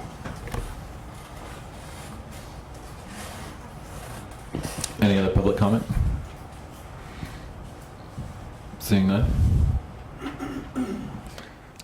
Okay, Dr. Mateki? Yes. Chan? Yes. Chimino? Yes. Harabedian? Yes, I mean, I guess it's too late, but I was going to make a note try to make a friendly amendment in our support, just to note that we would prefer that Asian massage language be taken out. I don't think your mic's on. All right. Mike. Yeah. I was going to make a friendly amendment before I voted to say that the motion include language within our support, to message to the author to take out the Asian massage language, which is in there. Did you want to recommend manual therapy and gua sha and cupping? You know, I mean, look, I think this probably requires a longer conversation, so I don't know if we want to just direct staff to work with the author on those issues. I don't know if that's a friendly amendment, or if that friendly amendment's acceptable to Mr. Chan. Member Chan? Yeah, that's okay. And Francisco? Sorry, Member Kim? Yeah. That's okay. Since there has been that amendment, any additional public comment? Seeing none? Roll call. Oh, point of order. Point of order to clarify what the motion is. So is it a support regardless of whether or not those changes are made to take out Asian massage and that other terminology? So it's a support regardless of that, but you would work with the author to state a preference that be corrected, or is it a support only if amended? So I want to clarify what is the... Yeah, it's a good question. I think the former. I think we're supporting the bill, but our preference would be that language is taken out. Okay, and so work with the author Yeah. to do that, okay. Yeah, the motion was clarified, so I think maybe asking for a public comment again. Any more public comment? Thank you. Well received. All right, roll call. Dr. Mateki? Yes. Chan? Yes. Chimino? Yes. Harabedian? Yes? Kim? Yes. Lee? Yes. Osario? Yes. Okay, motion passes. Okay. Yes, moving on to AB 888, another low bill. This bill brought up last board meeting just during public comment, so haven't taken a position or really heard through it. It's working its way through committees and Senate. The last date amended is April 11th. This bill would extend existing requirements related to minors such that prescribers, with certain exceptions, before directly dispensing or issuing to a patient the first prescription for a controlled substance containing an opioid in a single course of treatment, to discuss the risks of opioids and the availability of non-pharmacological treatments for pain, including but not limited to acupuncture, chiropractic care, physical therapy, occupational therapy, and licensed mental health provider services. It would remove an exception to the requirement for the prescriber in the case of a patient who is being treated for a diagnosis of chronic intractable pain as specified, and would instead make an exception in the case of a patient who is currently receiving hospice care. It would require the prescriber, after discussing the information to offer as deemed appropriate by the prescriber, a referral for a provider of non-pharmacological treatments for pain and to obtain informed written consent from the patient, a minor patient's parent or guardian, or another authorized adult as specified. It would make legislative findings and declarations relating to addiction associated with over-reliance on prescription medication for pain management, and providing that non-pharmacological treatments for pain should be considered during the next update to the state's Essential Health Benefits Benchmark Plan. Board currently does not hold a position on this bill. This bill is in response to the legislature's declaration that an opioid crisis exists within California. Urgent discussion has been prompted regarding the risks of addiction associated with over-reliance on prescription medication for pain management. Research indicates that for many patients, non-pharmacological therapies can be equally or more effective for treating pain without the risks of addiction or overdose associated with pharmaceutical painkillers. This bill increases the awareness and access to non-pharmacological treatments such as acupuncture. This bill would spread awareness to consumers of acupuncture's availability and benefits. It would also expand medical doctors' referrals and acupuncture's relevancy in the medical industry. Staff estimates no physical or fiscal impact related to the changes of this bill because there's no and doesn't affect the board at all. We are not recommending a position at this time. If you want to discuss.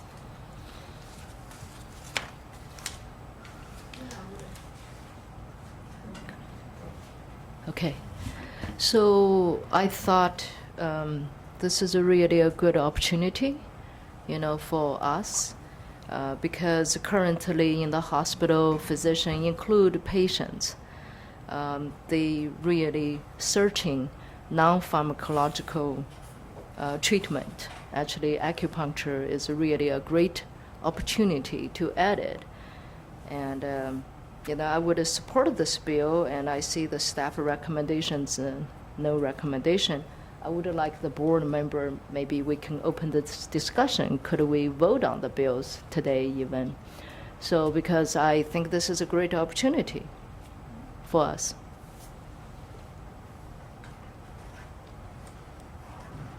And to clarify, the staff took no position because it didn't directly affect the board, but it obviously affects the profession and the public. So. Well, as I mentioned, patients right now is really searching, for our, duty for the public. I think this is a great way, to look into it. I'd like the board member to really discuss on this. Yeah, as a board member, also a practitioner, I've noticed a lot of more referrals from physicians, because especially since last year, the opioid crisis, and especially the DEA is strengthened, very strict prescription principle or regulation on those physicians, and especially they have a certain groups, like if you are over on this opioid drugs for over 3 months, there's a red flag, then you have to. They already made that arrangement and instruction guidelines, so it's a good time for us to step in and declare that this is for the public protection and also safety of the medicine. How other board members? Agreed. I will make the motion then. So I motion to take a support position on Bill 888 for the reasons discussed. As amended April 11th. Oh, as amended, okay, as amended on the April 11th, 2019, for the reasons discussed by the staff board members, and as directed in the staff and the EO to inform the legislature and the author's office to this position. Do we have a second? We have Shudong second. Public comment?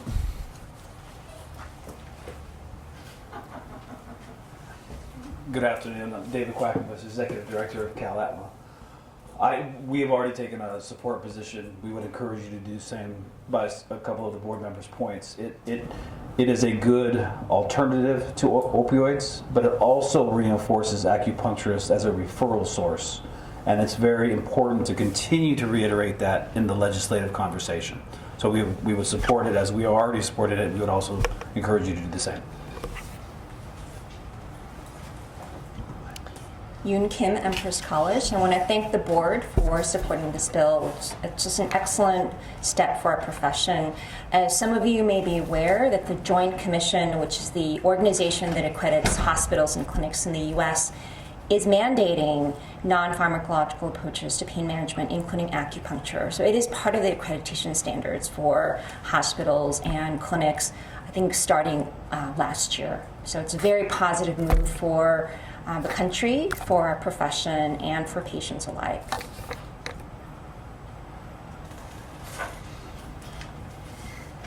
So I just like bring some feedback from the patient. I'm treating a lot of veterans. So this is a special group of our patient. I've seen sometimes I seen 6 veterans in a day. So I really hear from them this I'm waiting for acupuncture be covered for 10 years, 20 years, 30 years even. So they are so appreciated there's the alternative acupuncture help relieve pain. And our veteran patients, 100% of them, they want to come back. But right now they only have 12 visits from the VA authorization. So I just joined the national meeting, ASA meeting in Washington, D.C. And actually we ASA organized about with all the acupuncturists to visit all the Congress men's office and the senator's office. So I visited 2 senators' office in California and my district Congress, and let them the staff, legislative staff know there's a bill for veteran to accept acupuncture. So also we know have Medicare also. We promote Medicare to cover acupuncture, but this time we promote a veteran first because they are the group of people really need care, and if they get acupuncture help, it will improve a lot. So if I may, I give one case of my county, in Ventura County, Southern Oak City. Last year, there's one tragedy happened. The veteran, he lost a job, and he frustrated. He has pain, and he actually went to a bar, shoot 15 people to death.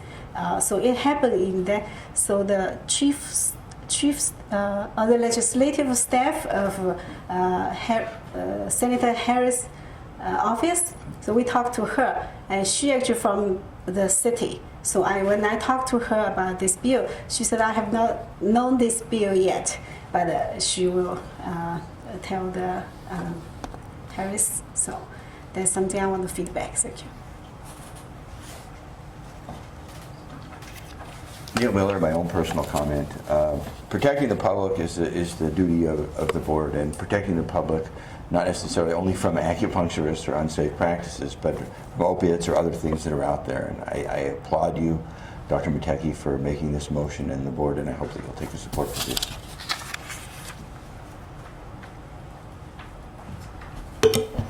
Any other public comment? Seeing none, roll call. I just have a question for the board.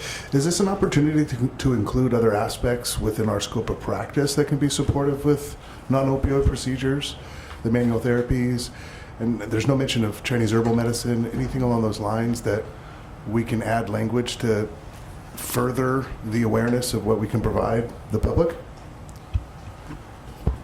You can definitely amend the motion to also, like we did with Member Harabidian's amendment, to communicate additional information. Like, you're supporting this bill as is, but it'd be nice if they knew of this additional information. So if you'd like to direct me to communicate that to the Assembly Member Lowe, I can definitely do that, should the motioner and the seconder agree with the amendment.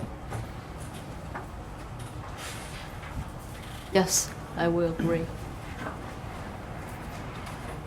Can we be a bit more specific then of what you would like me to communicate? Sorry, Mike? Yeah, can we specify then, Member Chimino, what additional items should we include?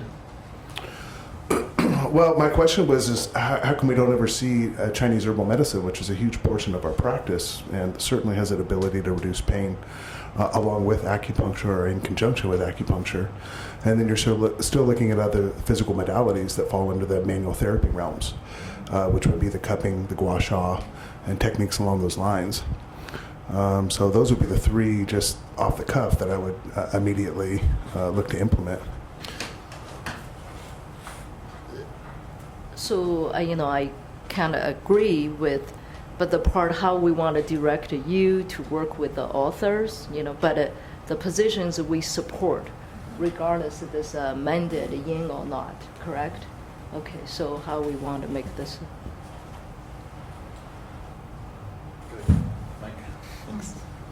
Okay, I'm hearing also the board supports, the motion is that the board supports this position, also communicating additional modalities in acupuncture that can help with this as suggestions to the author. And those additional modalities are Chinese herbs or herbal medicine, manual therapy, and then, I'm sorry, what was the other one? Cupping. And so wasn't gua sha earlier falling under manual therapy? I think you can simply say, what is in the scope of practice defined in the regulations for acupuncture. It's very wide. It includes all of those components. So It may be beneficial to list them so that the legislators hear of these additional modalities. We can definitely point to our scope of practice and then elaborate further. But if we want the public to get to know these modalities and to be asking for them, it might be beneficial to spell them out. I think it would be important, as Dr. Lee was at the conference this last weekend in Silicon Valley, is the Qigong and Tai Chi modalities, which the VA has adopted now as one of their modalities.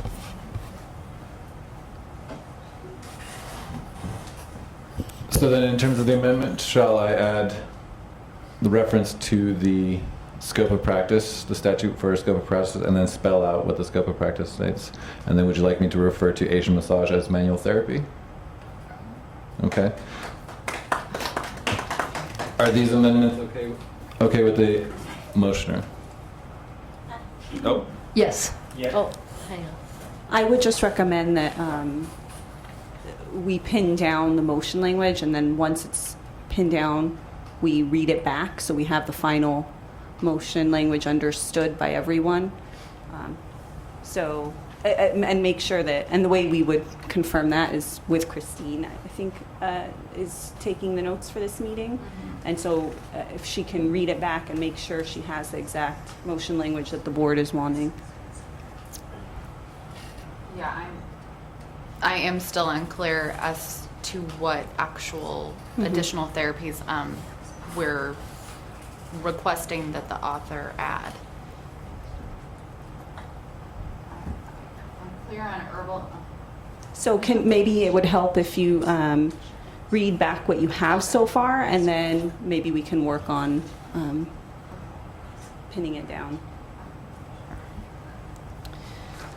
The motion is that the Acupuncture Board take a support position on AB 888 low as amended on April 11th, 2019 for the reasons discussed by members and staff and as reflected in the staff memo, and direct the EO to inform the legislature and the author's office of this position, and would request that the EO ask the author to add the following: herbal medicine, manual therapy, and then I'm a little unclear what comes after that. Qigong. Can I switch with you?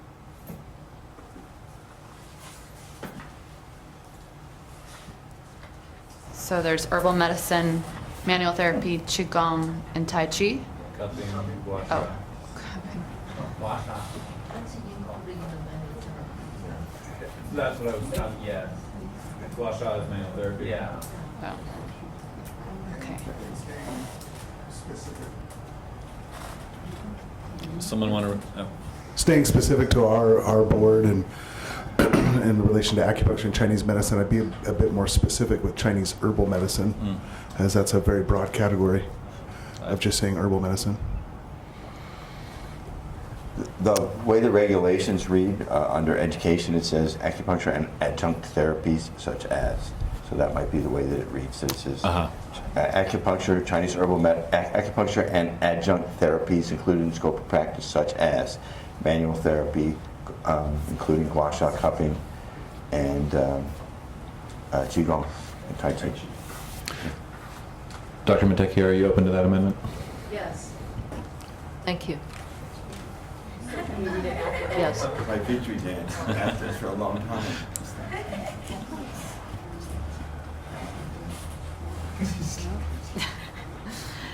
The motion is that the Acupuncture Board take a support position on AB 888 low as amended on April 11th, 2019,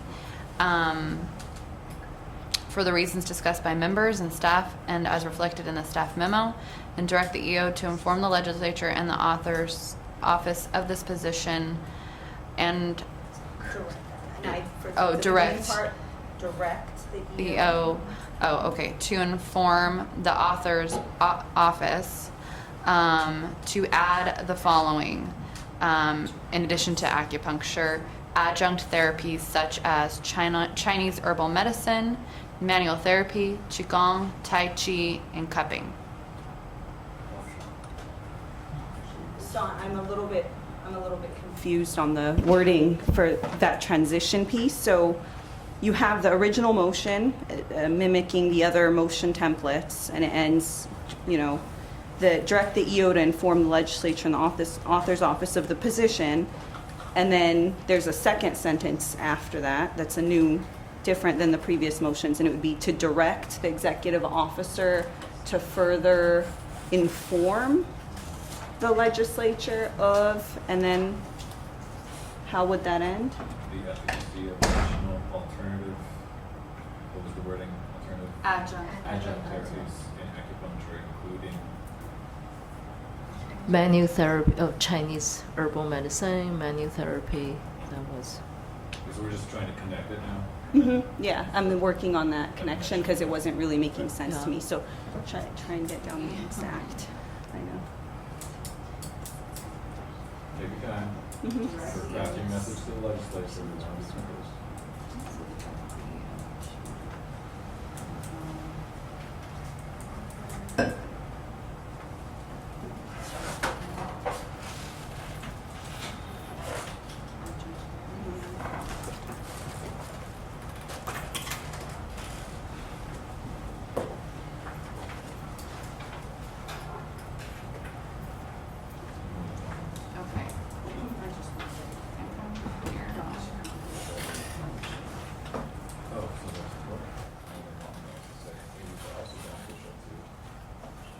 I'll go ahead and read it back. Yeah. Okay. The motion is that the Acupuncture Board take a support position on AB 8888 low as amended on April 11th, 2019, for the reasons discussed by members and staff and as reflected in the staff memo, and direct the EO to inform the legislature and the author's office of this position, and to direct the EO to inform the author to add adjunct therapies such as Chinese herbal medicine, manual therapy, qigong, tai chi, cupping. Point of clarification, it wasn't to direct me to add that to the language. Oh, I'm sorry. Just point of clarification, the direction from the board wasn't to add that language, but to communicate to the author that these additional adjunct therapies are effective as well, right? Yes. I think, Christine, you may be confused when we use the term manual therapy. It includes the modalities of cupping, gua sha. It's a type of manual therapy. It's not exclusive or separate from those. So I think As far what as we I want to understand. focus on is, I feel badly for Christine. I think what we want to focus on is just giving her the motion language. So if you're not hearing the motion language reflect what it is the board's looking for, is to work on amending it so that she has it down. What was this part that you just said then? It wasn't to add, it was to... And to also communicate to the author the effectiveness of the adjunct acupuncture therapies in addressing substance abuse. I'm starting to fill in words for the board here now. The opioid crisis, perhaps. Please. So actually in this, the summary of the first paragraph of this bill, right, already mentioned non-pharmacological treatment for pain, including but not limited. Okay, so what I'm trying to say is we don't want to be paralyzed ourselves, which we can add it, but you can convey the language. So here the motion is, you can see is as adjunct. But it's more like you convey to the language to the authors. So you can just authorize the EO to convey the language. Can you reread the second half of the motion? Not, we understand the first half, but it's that second half that's the new half. It was to direct the EO to communicate to the author the effectiveness of the adjunct therapies. That's kind of what I captured. And you had expanded more. I can't capture. The effectiveness of the additional acupuncture adjunct therapies, including, and then all those modalities. The effectiveness of the additional acupuncture adjunct therapies, including all those. Yeah, So Chinese herbal manual medicine. therapy, Chinese herbal medicine, Qigong, Tai Chi, and that's it. Okay. As effective for opioid treatment.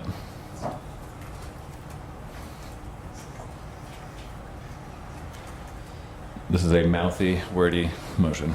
Okay. I mean, I think the legislature, because it's not called out like everything that each professional can do, it would rely upon their scope, which is, all of these are included. So, but sure, we can definitely communicate all of those, and I think I got it all. Let's do one last read through just to make sure all the language is good with everybody. Okay, just on the last part. The whole thing. Okay. This is the official motion. Motion that the motion is the Acupuncture Board take a support position on AB 888, low as amended on April 11th, 2019, for the reasons discussed by members and staff and as reflected in the staff memo, and direct the EO to inform the legislature and the author's office of this position. And direct the EO to communicate to the author the effectiveness of the additional adjunct therapies, including Chinese herbal medicine, manual therapy, Qigong, Tai Chi, as effective for opioid treatment.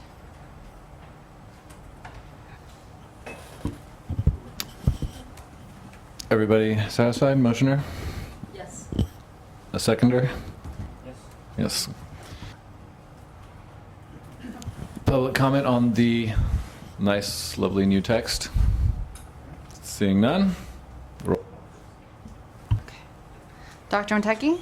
Yes. Chan? Yes. Chimino? Yes. Harabedian? Yes. Kim? Yes. Lee? Yes. Osario? Yes. Okay, motion passes. Okay. Yeah, I didn't want to, if you don't mind. Is it okay? I didn't want to break the momentum. Christine put a lot of work in. For what it's worth, we share your desire to have that language and the language before, again, David Quackenbush, Cal Atma. So if we could be helpful in helping to carry that forward, we may be able to potentially do things you can't do as the board. We share your concern, we share your support for that language. So if we can be helpful working with the author to get the language amended, we'd be happy to do so.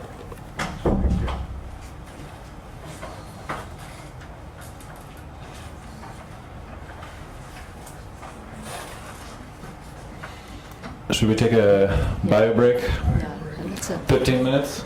Sorry. sure. 15 minutes. Yeah, Thank you. 15 minutes.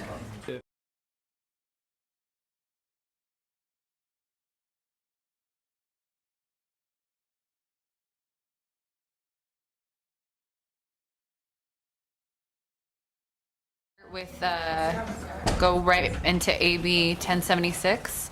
It's a Ting bill. This is the first time this bill is being brought to the board. This is kind of a big deal with this bill. The date amended is May 16th, and it does affect enforcement and. So let me go into it. Existing law authorizes a person who was arrested and has successfully completed specified programs, and a person who has suffered an arrest that did not result in a conviction under certain conditions to petition the court to seal the person's arrest record. Existing law authorizes a defendant to petition to withdraw the defendant's plea of guilty or nolo contender and enter a plea of not guilty if specified conditions are met.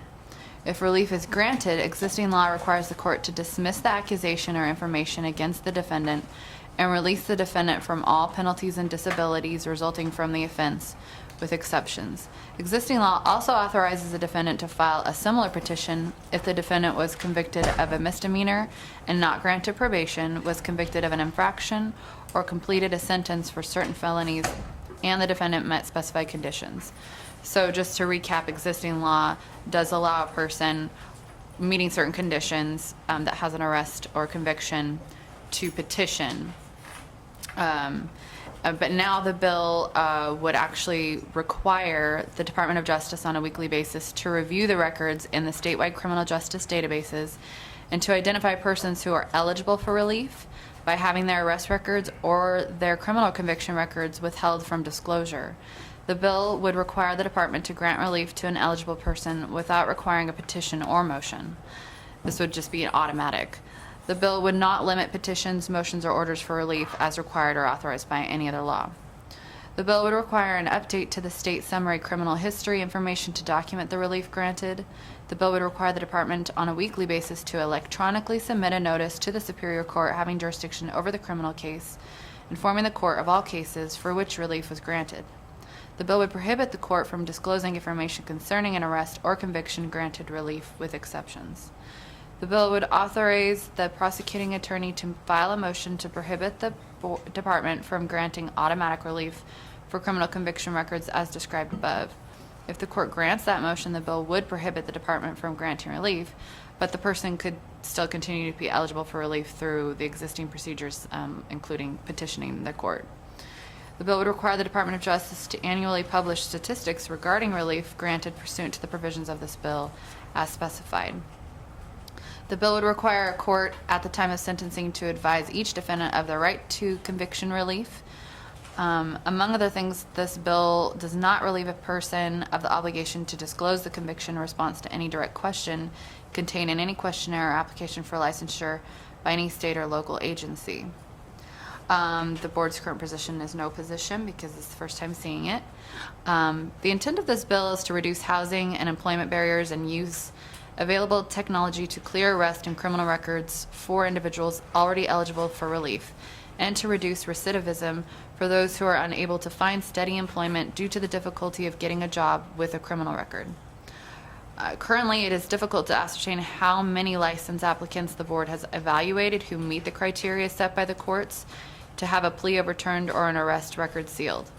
Additionally, if someone applying for an acupuncture license went through the petition process currently in place, the board could be uninformed regarding the applicant's prior criminal or arrest record.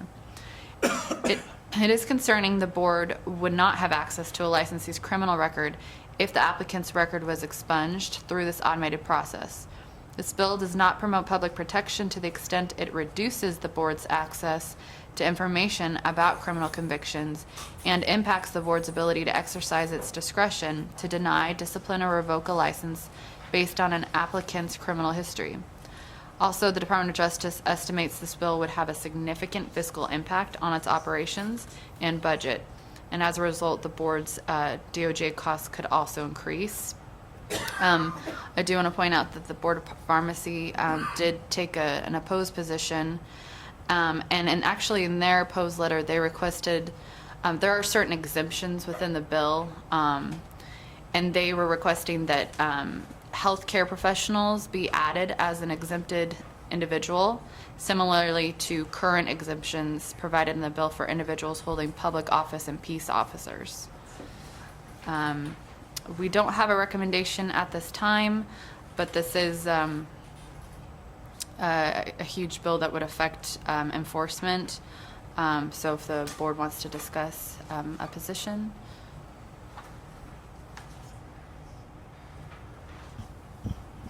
Or are there any further questions that might, that clarity might provide some assistance? So besides the pharmacy board, what other board, like a medical board, other board have any? That was the only board that we're aware of that's taken a position. It's been brought up, we do attend legislative roundtables quarterly, and at the last one it was concerning to other boards or the representatives there of the staff. There was a lot of concern expressed, but at the board level, pharmacy board is the only one that has issued an opposed position.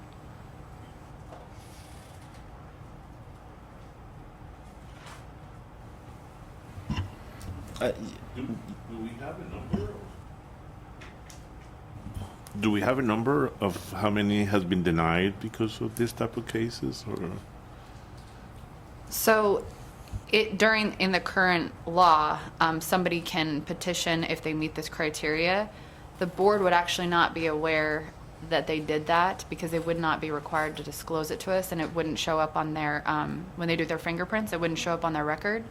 So we're kind of blind to the currently how many people that apply to us that would be affected. Once in a while, we'll see somebody will disclose that I think it's Penal Code 1000 or something, a dismissal. It doesn't come up very often, and that's usually like drug diversion cases. But we really, we don't do that many denials for substantially related convictions, period. But yeah, I don't have a number to provide. I want to provide some clarification on that. So I think the way it currently works, and correct me if I'm wrong, is that the board's application indicates that applicants have to disclose their criminal convictions. And when someone seeks a dismissal or an expungement under the penal code, there's a specific exception for people applying for a license, so that even if you have an expungement or a dismissal, you still have to, if you're asked about convictions, you still have to disclose it to licensing agencies. So to the extent the board is asking for that information on application, it won't show in the background check, like you correctly indicated, but if the board's asking for it on the application, then it will show. But with AB 2138, there's the ban that box coming up, or that's already something that the board's going to have to implement, so that the board can't even ask that question anymore. So it kind of moots that penal code provision that would require the disclosure if asked. So you would end up having, not only would it not show up on the DOJ report, but then there's the ban the box, so you can't ask. So that penal code provision becomes kind of obsolete. So the only way the board can find out about it, the only thing after AB 2138 the board can do is that if the board learns about a conviction, they can ask for clarification, or they can offer the applicant an opportunity to explain, not require it. So it does kind of it would operate in a way where the board would have a blind spot once AB 2138 takes effect. And you're referring to, because we do have an exception that they would still have to disclose a conviction that was set aside or dismissed under Penal Code 1203.4. And this relates to that section. So that is true. But currently, Business and Professions Code 480, or maybe 481, that section where we can deny an applicant, it prohibits us from actually using that conviction that is set aside as a basis for denial. We'd have to use the underlying acts, I believe. So this is, just like more adding to us, preventing us from denying and having less information after AB 2138 and all of that. Kind of goes all together. It's like a package deal.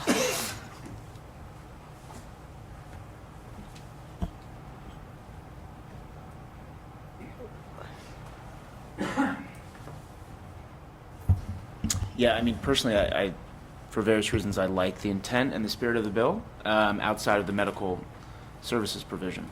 And so I think as a board member, I'm fine just not taking a position and just leaving it where it is. But I do think this could be problematic for our board and the profession that we oversee with an eye towards protecting the public. So I'm okay just not taking a position.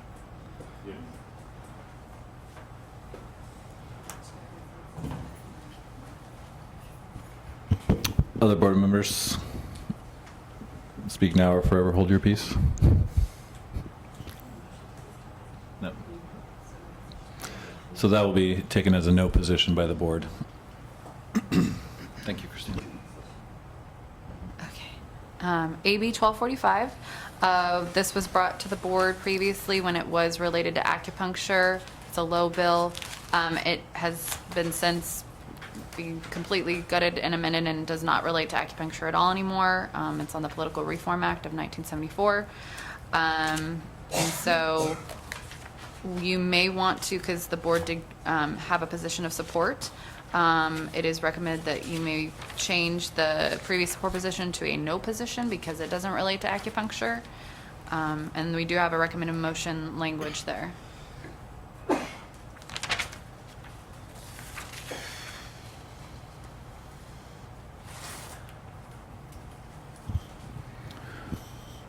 Anyone care to entertain a motion?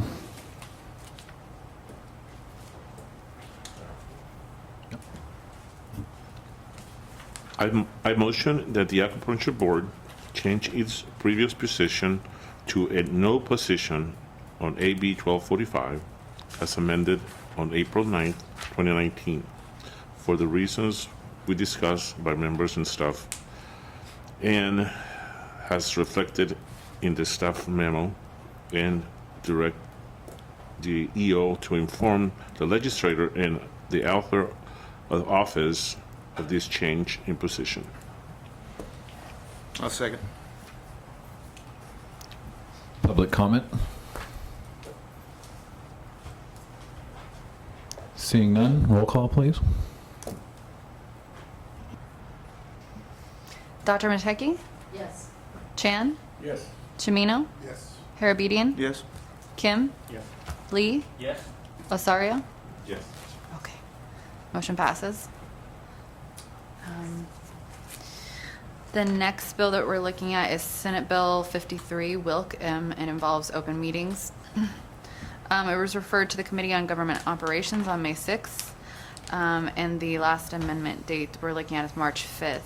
This bill modifies the Bagley-Keene Open Meeting Act and makes changes to the definition of a state body. This bill would require 2-member advisory committees of a state body to hold open public meetings if at least one member of the advisory committee is a member of the larger state body, and the advisory committee is supported in whole or in part by state funds. This is the first time the bill is being brought to the board, so there's no position. So this bill has been brought up under different numbers in the past. So in 2014 and 2015, Governor Jerry Brown vetoed similar measures. Brown's veto message indicated that any meeting involving formal action by a state body should be open to the public, An advisory committee, however, does not have authority to act on its own and must present any findings and recommendations to a larger body in a public setting for formal action, which should be sufficient to ensure transparency. The purpose of this bill is to provide more transparency to state government and eliminate ambiguity to its definition of which state bodies are subject to Bagley-Keene.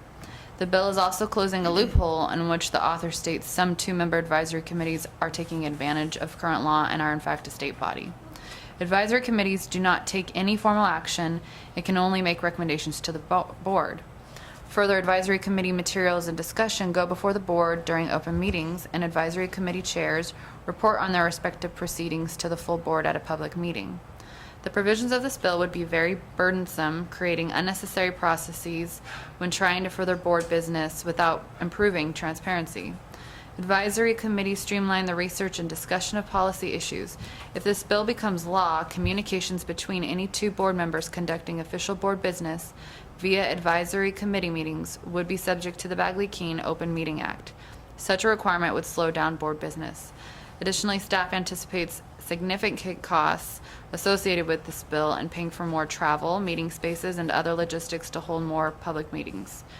Other boards have taken opposed positions on this bill based on similar concerns. For that reason, we are recommending an opposed position.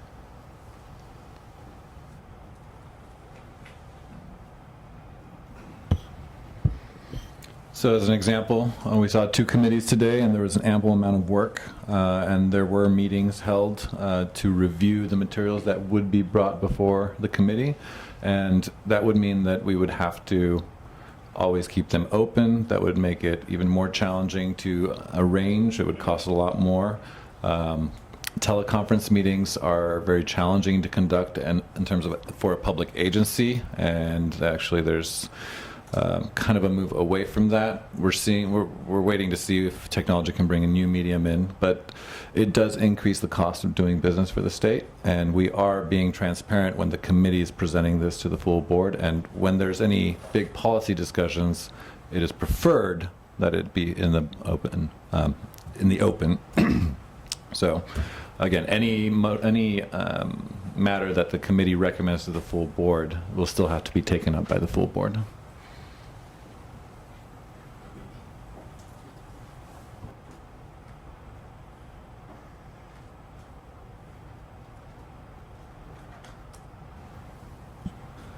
I move that the Acupuncture Board take an opposed position on SB 53 as amended on March 5th, 2019, for the reasons discussed by members and the staff, and as reflected in the staff memo, and direct the EO to inform the legislature and the author's office of this position. I second. Thank you. Public comment? Seeing none, roll call vote, please. Dr. Mateki? Yes. Chan? Yes. Chimino? Yes. Harabedian? Yes. Kim? Yes. Lee? Yes. Lasario? Yes. Okay, motion passes.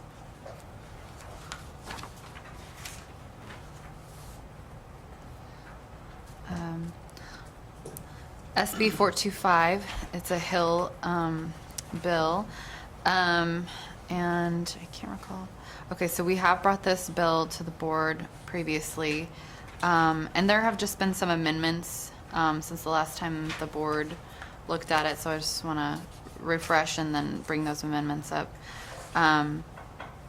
This bill would amend Business and Professions Code Section 800 Subdivision C1 to delete the specification that the summary of a licensee's central file be comprehensive when provided to a licensee when the source is being protected. It would add Business and Profession Code Section 805.8 requiring any defined healthcare facility or other defined entity to report any allegation of sexual abuse or sexual misconduct as defined. And I just want to bring up that it's a new definition that they put in the bill of healthcare facility, as well as defining sexual abuse or sexual misconduct. Before it no longer requires an employee or a healing arts licensee that has knowledge of the allegation to report. And And then made against a healing arts licensee by a patient if the patient makes the allegation in writing. That's also a new amendment. Before it was just basically did you hear of sexual misconduct or sexual abuse. Now it's defined that that it only needs to be reported if the patient made the allegation in writing. And that must be reported to the relevant state licensing agency within 15 days of receiving the written allegation. It would require the relevant agency to investigate the circumstances underlying the received report. It would make a willful failure to file the report by a healthcare facility or other entity punishable by a civil fine not to exceed $100,000 per violation, and any other reporting failure punishable by a civil fine not to exceed $50,000 per violation as specified. Allows the fine to be imposed in any civil or administrative action or proceeding brought by or on behalf of any agency having regulatory jurisdiction over the licensee regarding whom the report was or should have been filed. The bill provides that any willful failure to file a report constitutes unprofessional conduct by the licensee. The bill would prohibit a person, including an employee or individual contracted or subcontracted, to provide healthcare services or a healthcare facility or other entity from incurring civil or criminal liability as a result of making a report. And then it just makes some additional changes impacting the Medical Practice Act. The board's current position is watch neutral. I think at the time that we initially brought this bill, there was some concerns about the board's authority and jurisdiction over these other healthcare facilities, and then how that would play out. We were a little unclear, so we had just recommended a sort of a neutral position. We still will report we approximately received 5% of the board's total complaints were sexual misconduct cases last year. So it doesn't rise to a level that's concerning where we would need maybe more enforcement to take on these kinds of cases, but we're unsure. And we just want to point out this is a noteworthy bill that provides for more public protection. Previously, when the board was brought this bill, staff had some concerns related to enforcement costs and jurisdiction over unlicensed healthcare facilities. These concerns have either been addressed by the amendments or they have been reconsidered. Therefore, we are recommending the board consider taking a new position on the bill. And we are recommending a support position, being that it does provide for more public protection.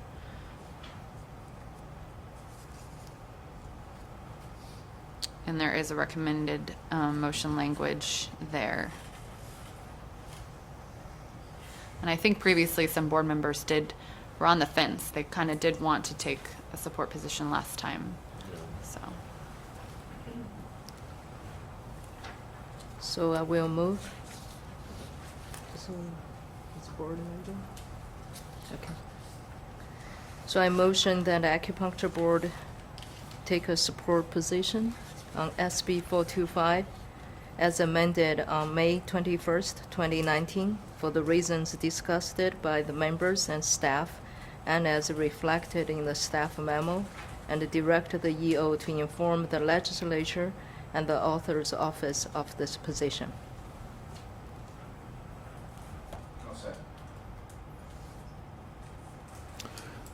Thank you, Amy. Thank you, John. Public comment? Seeing none, roll call vote, please. Dr. Mateki? Yes. Chan? Yes. Chimino? Yes. Harabedian? Yes. Kim? Yes. Lee? Yes. Osario? Yes. Motion passes 7-0. On to the last bill. Senate Bill 601, Morel. This is the first time the board is being brought this bill. It's in assembly, read first time and held at the desk on May 16th. The amendment date that we're looking at is March 28th.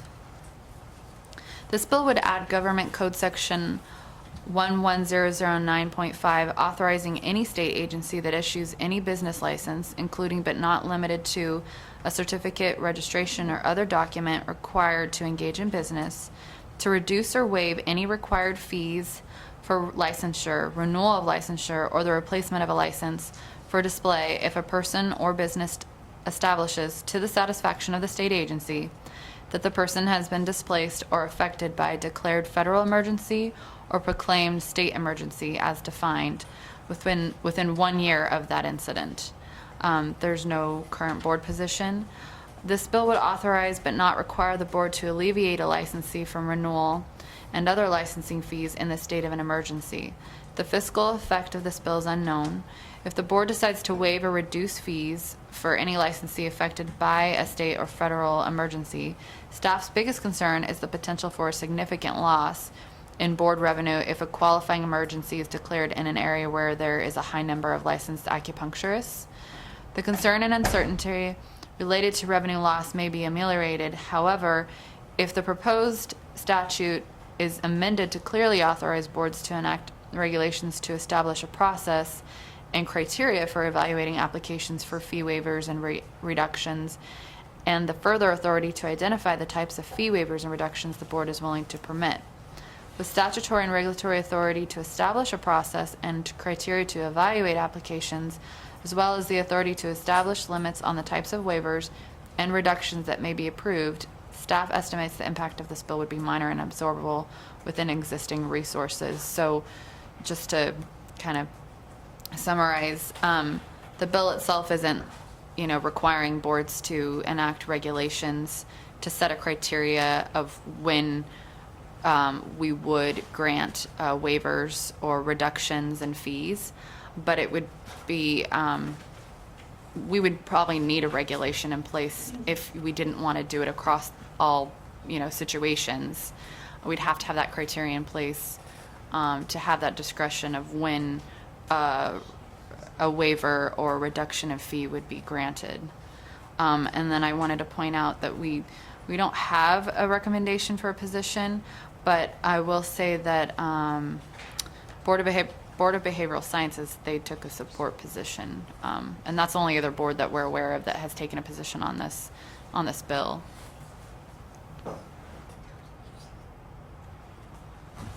Even if it passed, we would still have the authority to implement it or not, because it says may, right? So it really, in my view, doesn't really matter. So,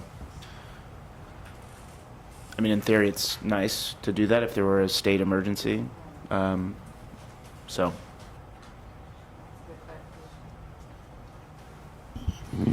One of the challenges is if, it is beneficial to have that authority to do that, but if our fees come from licensing fees and an emergency happens in a highly populated area, the board will have to weigh that.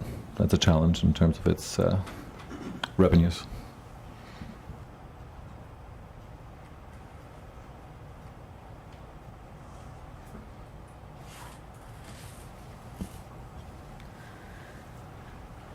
I think right now I would wait, no position, and how other board member thinks.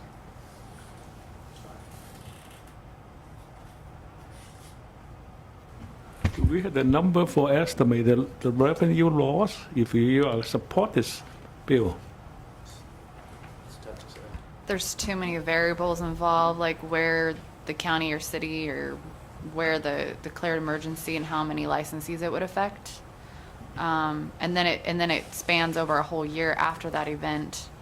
Yeah, it's hard to determine. But Ben, as he said, if it were to occur, like in the Bay Area or down in Southern California, we have more of a concentration of licensees in those areas, so that's a concern.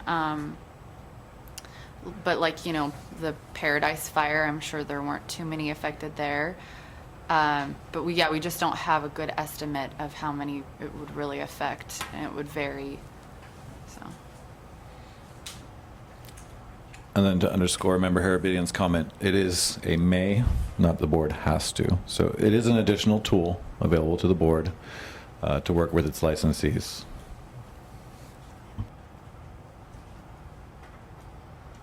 I'm finding no position at this point.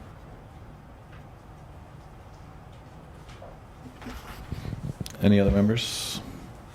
Consensus then that no position is okay? Speak now? No. All right. No position it is. Yeah. Yeah, no position. Thank you. That concludes my report.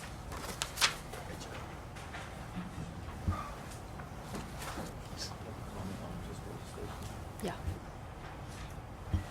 So public comments on the legislative bills? Again, David Quackenbush, Executive Director for CalAtma. Thank you for your thoughtful review of your legislative update. Obviously, it's very important to the profession, and we appreciate you looking at it so closely. I did want to just also recognize that I had the opportunity to testify alongside some of the board members and Ben on 778 and 779. And we look forward to that cooperative spirit moving forward. I think we can do a lot of good work together. And then finally, I did want to bring Assembly Bill 5 to your attention. I'm not sure if it's ever hit your radar screen, by Assembly Member Lorena Gonzalez. It deals with how independent contractors are defined, and a member brought it to our attention because it might affect current and future employment opportunities, because there's a human resource test attached to the bill that helps define what is an independent contractor and what isn't. And as you know, acupuncturists are employed in a variety of ways. So I just wanted to bring that to your attention. I don't know if you want to track it or not, but it was brought to my attention, so I just wanted to make sure I brought it up here. Thank you.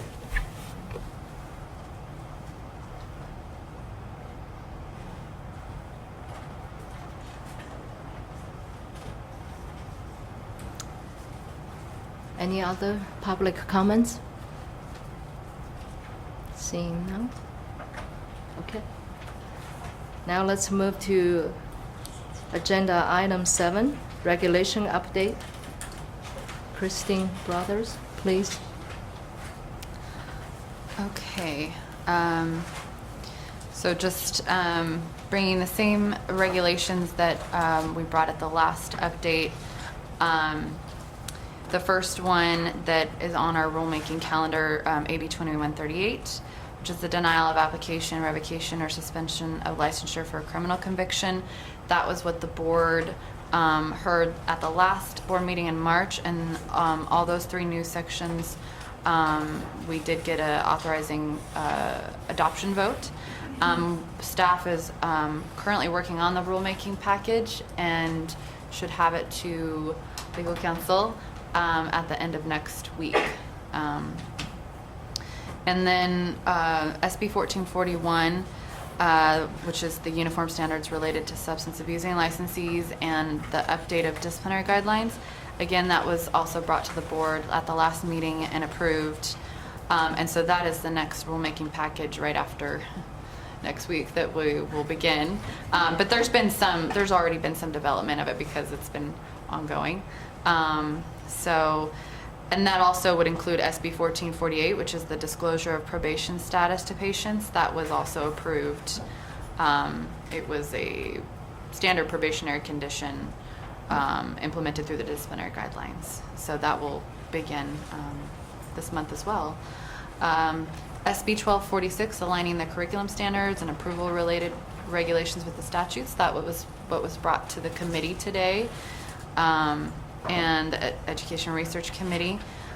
So a lot of those, I think most of those got moved through to the board, so that will be going to the next board meeting. Oh yeah, and 437, we will add that onto the list. The 5th regulatory package, AB 2190, again, this has language drafted, but it's under review. Proposed regulatory language expected to be presented at the August 2019 Licensing and Exam Committee meeting. That's what we're expecting. So hopefully all of these regulatory packages will be underway, which is our goal for this 2019 calendar year. The next thing in your packet is a new rulemaking tracking form, and it's sort of a more visual way of board members to see where we're at in our rulemaking packages.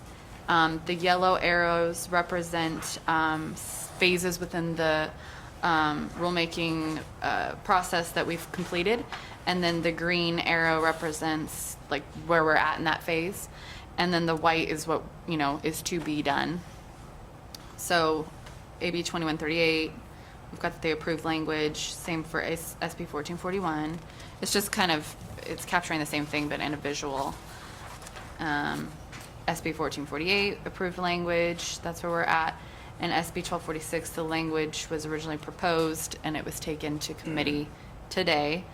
And then I apologize, SB 2190, that's supposed to be AB 2190. And we are in the researching phase of that. So just so you guys have a visual and knowing all of the steps that are involved and left to be done, I wanted you guys to see that. Any questions? I just thought this is a nice graphic. It's very clear, and thank you.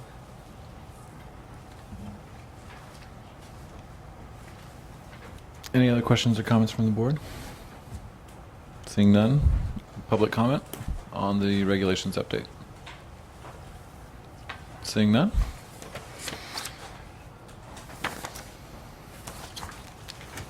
No?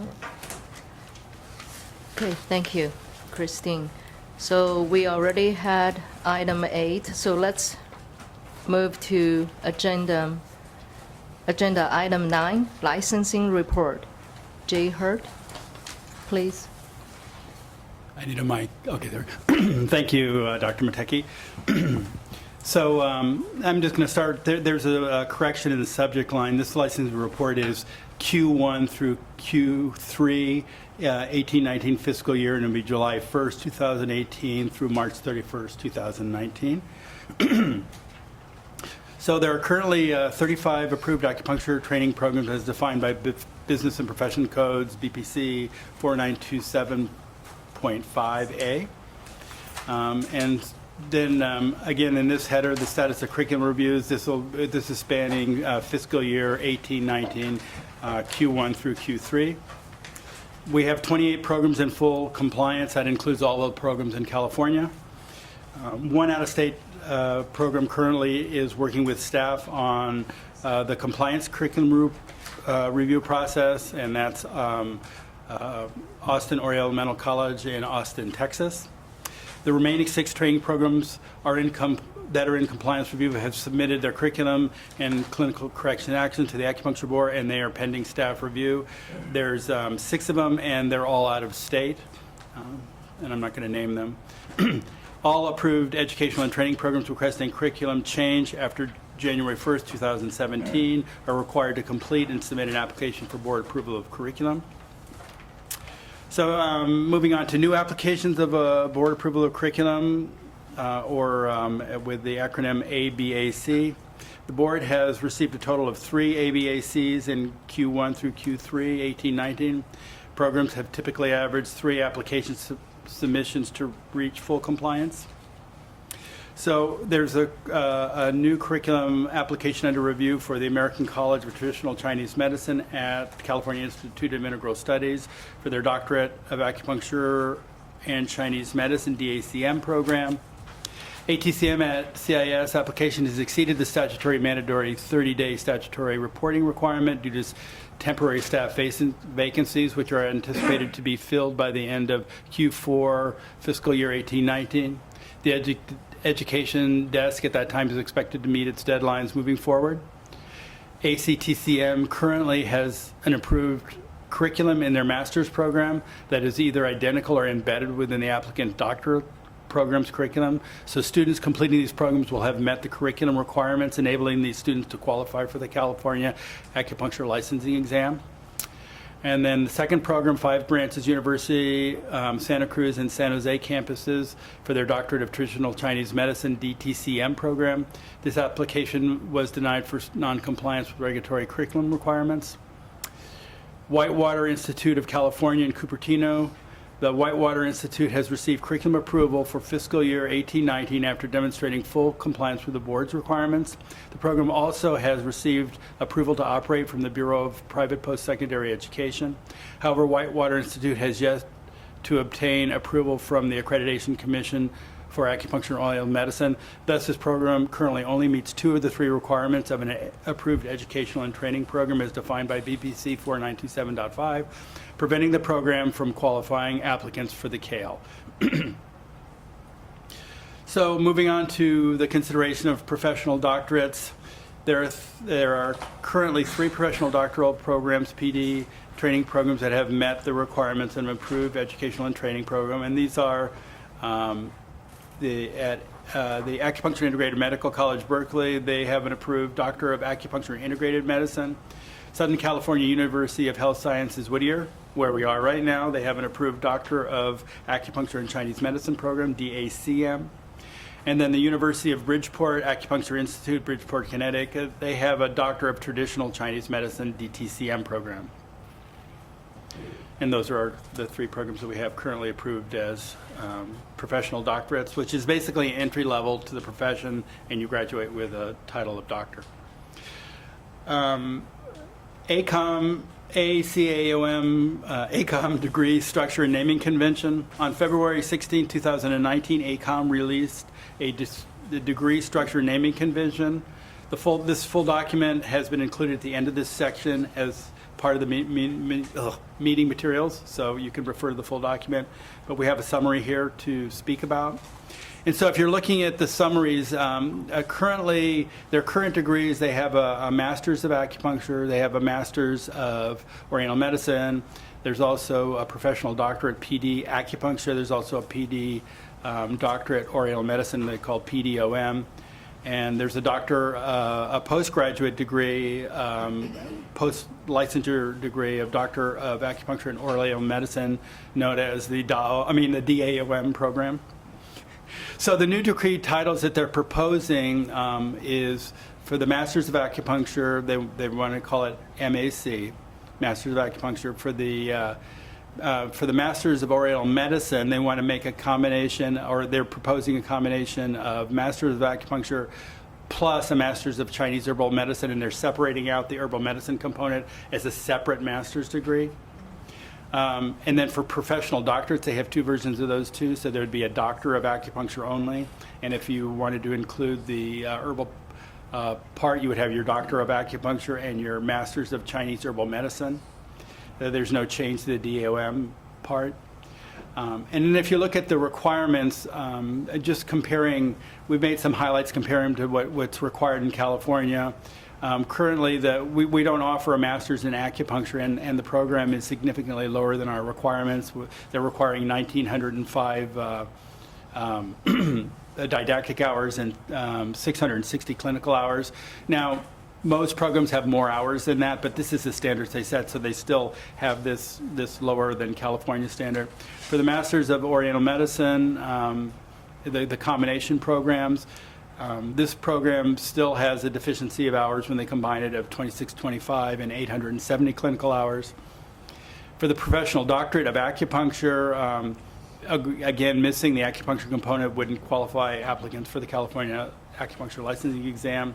And they also have a lower hourly requirement that's required in California in terms of didactic and both clinical studies. And then for the Professional Doctorate, at this point, the combined program does have the herbal component, but then the total program is 70 hours short of the California requirement. So it would meet California requirements unless they bump that up. And now again, the professional doctorates that we've seen have all been well above 3,000 hours. So if that's the case, I don't know why I won't pontificate on that. Sorry. I was turning into myself for a minute. And then for the clinical hours for the proposed Doctor of Acupuncture plus Masters of Chinese Herbal Medicine would have 1,000 hours of clinical training. And then the DOM program is postgraduate, so it doesn't really come on CAB's radar in terms of that stuff. So that's where we have that. Should we pause here? Mm-hmm. Yeah, I think this might be a pause here before we move on to the next section. Yes, let's do that. Yeah. So board members. Any discussion of this presentation? And I been clinically get a lot of questions from patients because all those are titles. Myself is confused too, in a way, and I'm glad, thank you for this illustration, and it's more clear.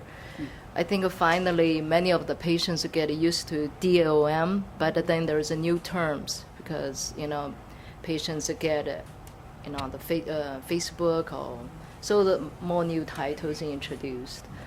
I don't know about the laws. Do you guys have many degrees? But in medical, we just MD, and we are very clear 4 years medical school.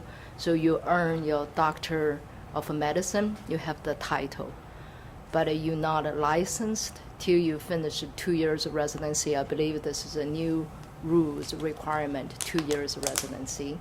And then you can take the exam, get a license. So that's the medical part. But this is very confusing. And for patients, I have to explain to them, and I never know those hours are so much different. So other board members, I don't know who can help this.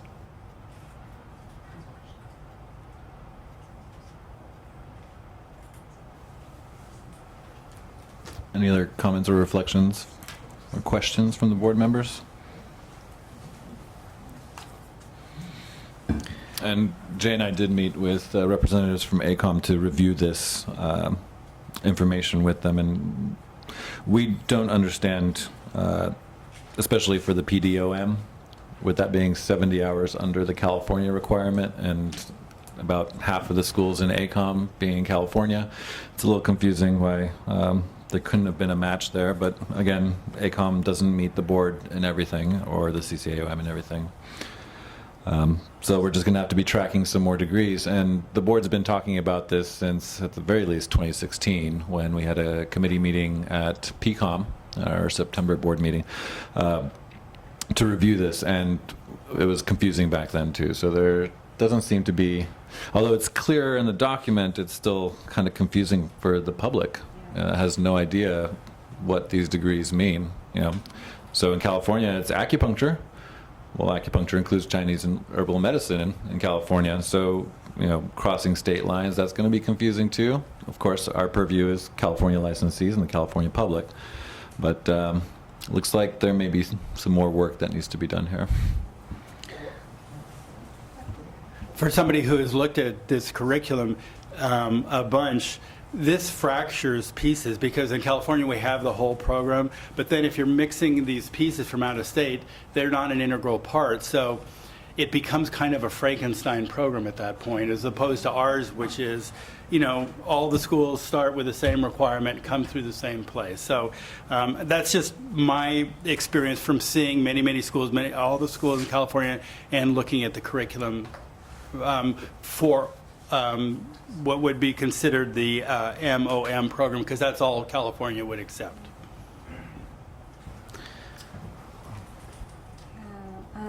Yoon Kim, President of Empress College. Jay and Ben, you are not the only ones who are confused about these new degree designations. There was lots of conversations at the Council of Colleges of Acupuncture-Oriented Medicine meeting in May. There are a lot of issues to be worked out, and we'll share with you, any developments on that end. But we are writing to ACOM about all the complications that have risen as a result of this decision from ACOM.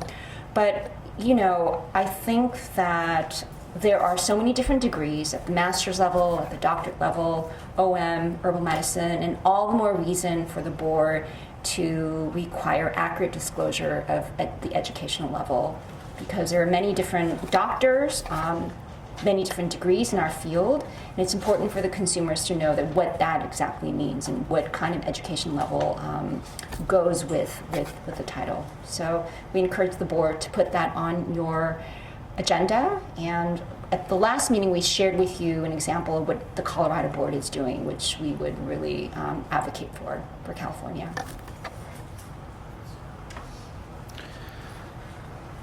I think this is about also standard of our profession, because, for example, the physicians, if someone who's trained in delivering babies and prenatal and postnatal, they call themselves OBGYN. Same thing. You know, traditional Chinese medicine or Oriental medicine or Asian medicine, it has so broad spectrum, and we cannot do everything. We rather want to be a general practitioner, or you want to become a next level of specialist.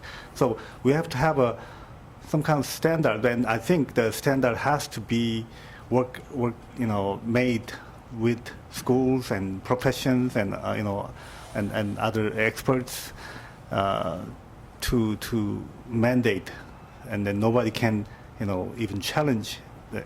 So if that's the standard, then we can call ourselves this is specialist in doctorate degree in specialty.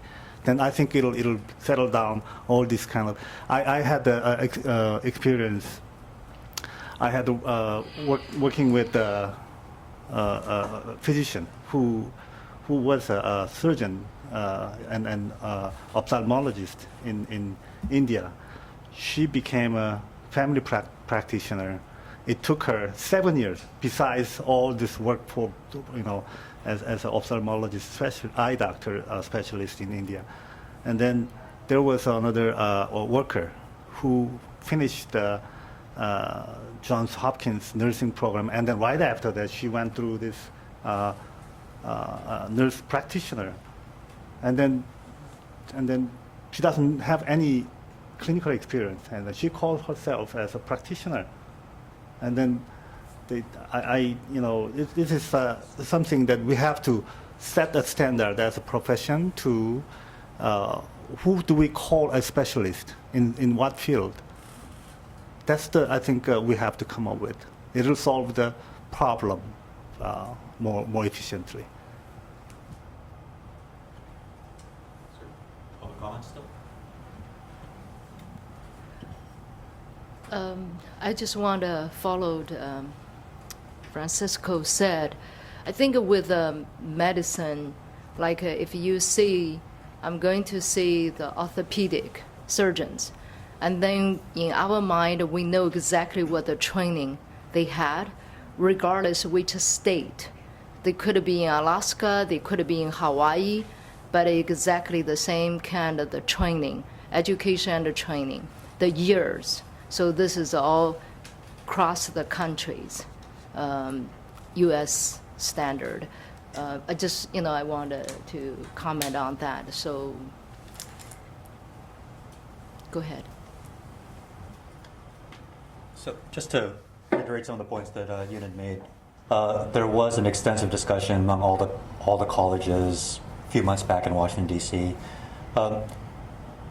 ACOM has made the public statement that they reviewed these changes with the California Acupuncture Board staff, and the California Acupuncture Board was completely okay with these changes. So that is a public comment that ACOM has made. Everyone else was at that meeting.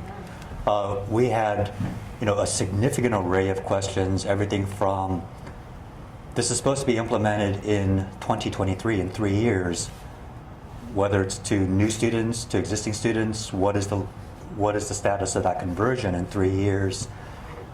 How do you implement financial aid of concurrent dependent programs, transcripts, implementation, segregating out clinical hours from the herbs?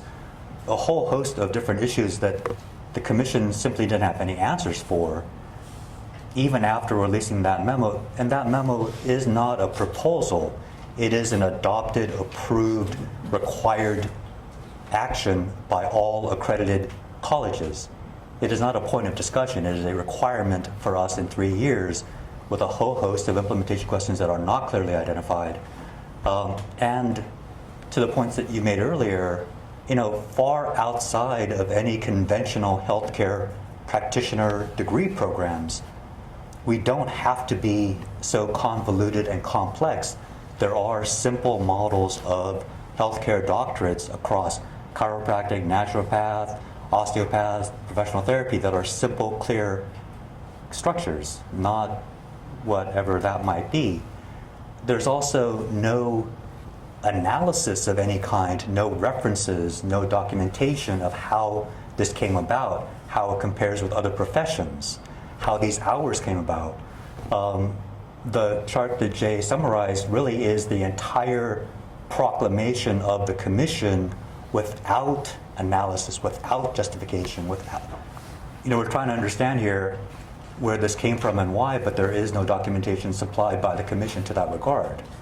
So I would hope that the Acupuncture Board, this is not your direct oversight of our curriculum in these degree structures, but it deeply affects us, and we find it extremely problematic to implement in any or even understand. So, thank you. I mean, just to comment, the approval and tracking concerns that were mentioned definitely went through our minds. Like, how can we put these pieces together? And I was referring to it in my past comments, but it makes it very complicated to track what happened to any individual students if they've been here and been there, and they created a doctor of acupuncture, and then they went somewhere else and got their herbal masters. And how do we track the clinical hours in that? So it is a bit confusing to us. And again, we heard this, we heard the information. We don't work with their business processes, so we just got delivered this. So, and we can't control their business. So I don't know if they took that as support, but we're working with them ongoing. So we figure this conversation will be ongoing. And we knew it was going to be proposing a big challenge for all the California programs that are already, they're kind of left off this list. So, anyway.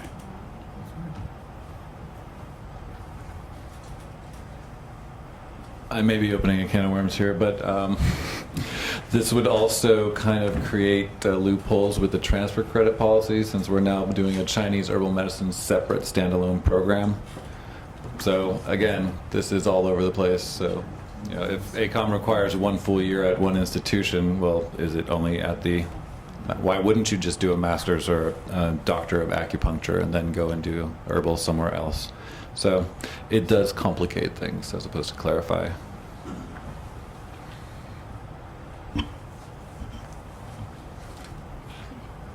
No question? So you want to proceed?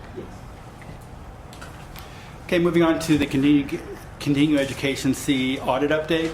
The Continuing Education Audit Desk has made the change of prioritizing auditing the current month in the interest of conducting an effective audit and managing workload. Board staff are now randomly selecting 5% of the renewing population of licenses every month ongoing. As staffing allow, licensees audit for past month will be conducted to the extent of our authority. To date, 18 months of CE audit letters have been processed, with November 30th, 2016 as the final month for fiscal year 2015 and 16, and also the current month audit for February and March of 2019. And in the current month, we're actually calling it the current month 2 months back, just to allow licensees to complete their licensing cycle before they're getting noticed on a continuing education audit. And then the overall continuing education update, there were 2,532 continuing education course applications processed in Q1 through Q3, fiscal year 18-19. And at that point, there were 561 continuing education providers with current and valid approval status. Moving on to the tutorial program, there are currently 44 active tutorial programs in process. Tutorial training statistics for Q1 through Q3, fiscal year 18-19. 6 programs were completed in that time frame. 12 new tutorial programs were approved, and 2 programs were terminated. And then the last item is providing exam statistics for the California Acupuncture Licensing Exam. And recently, the board has introduced computer-based testing, which is a new format. And in recent communication with our vendor, the Office of Professional Exam Services, they informed us that they would need additional time to validate their test results. And so currently we do not have statistics to provide at this point as they're validating their results. We're projecting that we're going to have completed statistics available at the August meeting. And that's the conclusion of my report. Thank you, Jay. Public comment? Yeah, okay. Board members? Any questions? No? Public comments?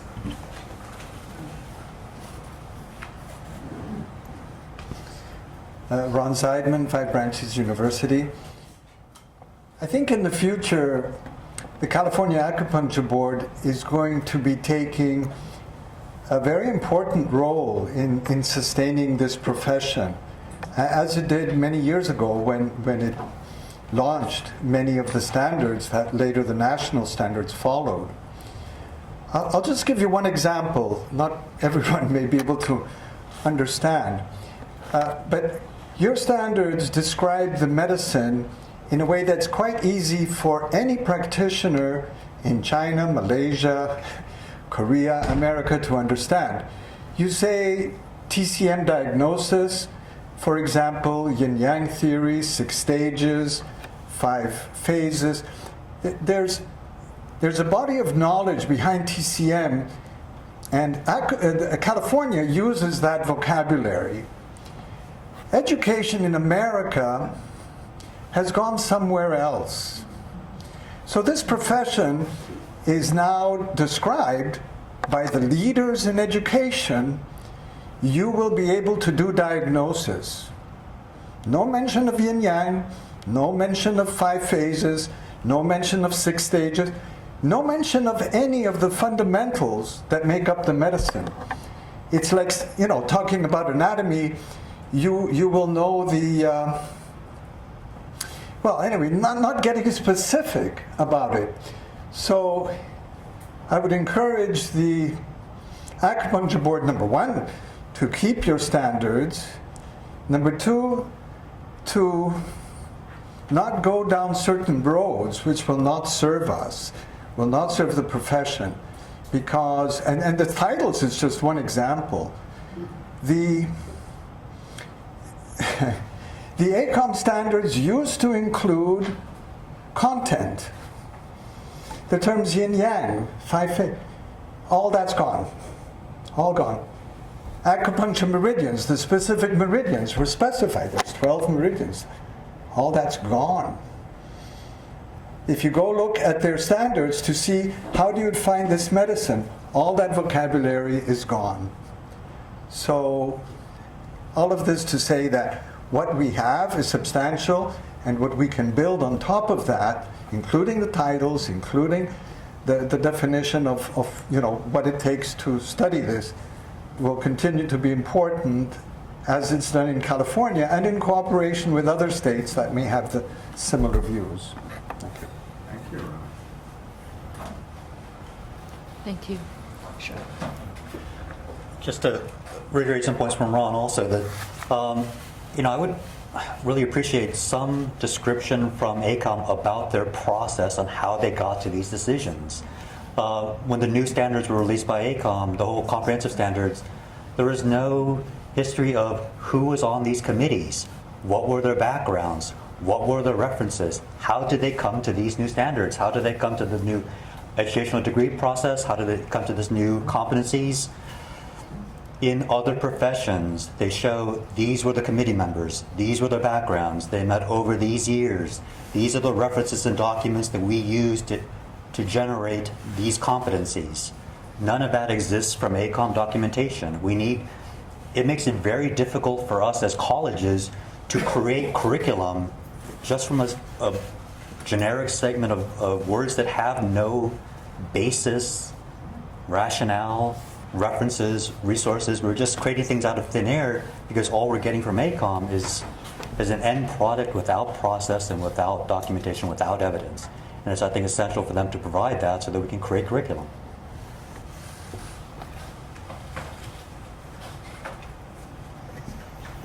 Yongping Chen from Canada. So I just came back from Washington, D.C. for a national meeting 2 weeks ago. So I talked to a lot of other states. I'm so surprised New York, they don't have any doctor program. So the whole state, New York is a big state of acupuncture, Chinese medicine. So California has 45% of the acupuncturists here, and I think we need standard, national standard, but we need keep California's standard, right? So if California standard with national and the low down California standard, that means the whole country's standard is low down, because 45% of the practitioner standard is going down. So we California lead. California, a lot of other profession, I know psychology, accountant, they all have their own higher standard in California. So the same, especially acupuncture, because when acupuncture originally from China, people jump over from Pacific and landed in California. So California should lead these countries' acupuncture standard. So that's our, as stakeholder, we have very strong voice to hope the acupuncture board take action. So we have to feed back to ACOM. But ACOM, they don't set the standard for California. For California, only one state, but the rest of 43 states, they have their situation. So this is the controversy. It is a lot of controversy. So how to solve the problem need everybody's your wisdom. Thank you.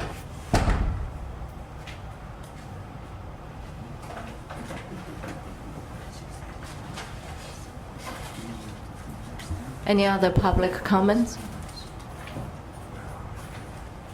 Seeing none?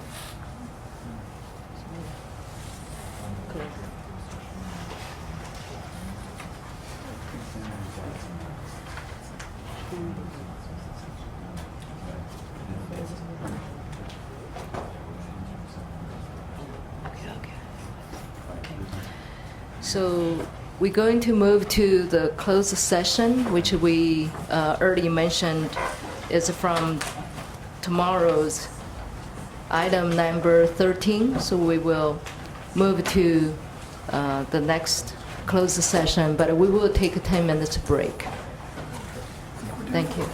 And we ask that you take everything with you now. We will be adjourning as soon as we come back from closed session, so there will be no further board meeting after that. We were recessing until tomorrow at 9 o'clock.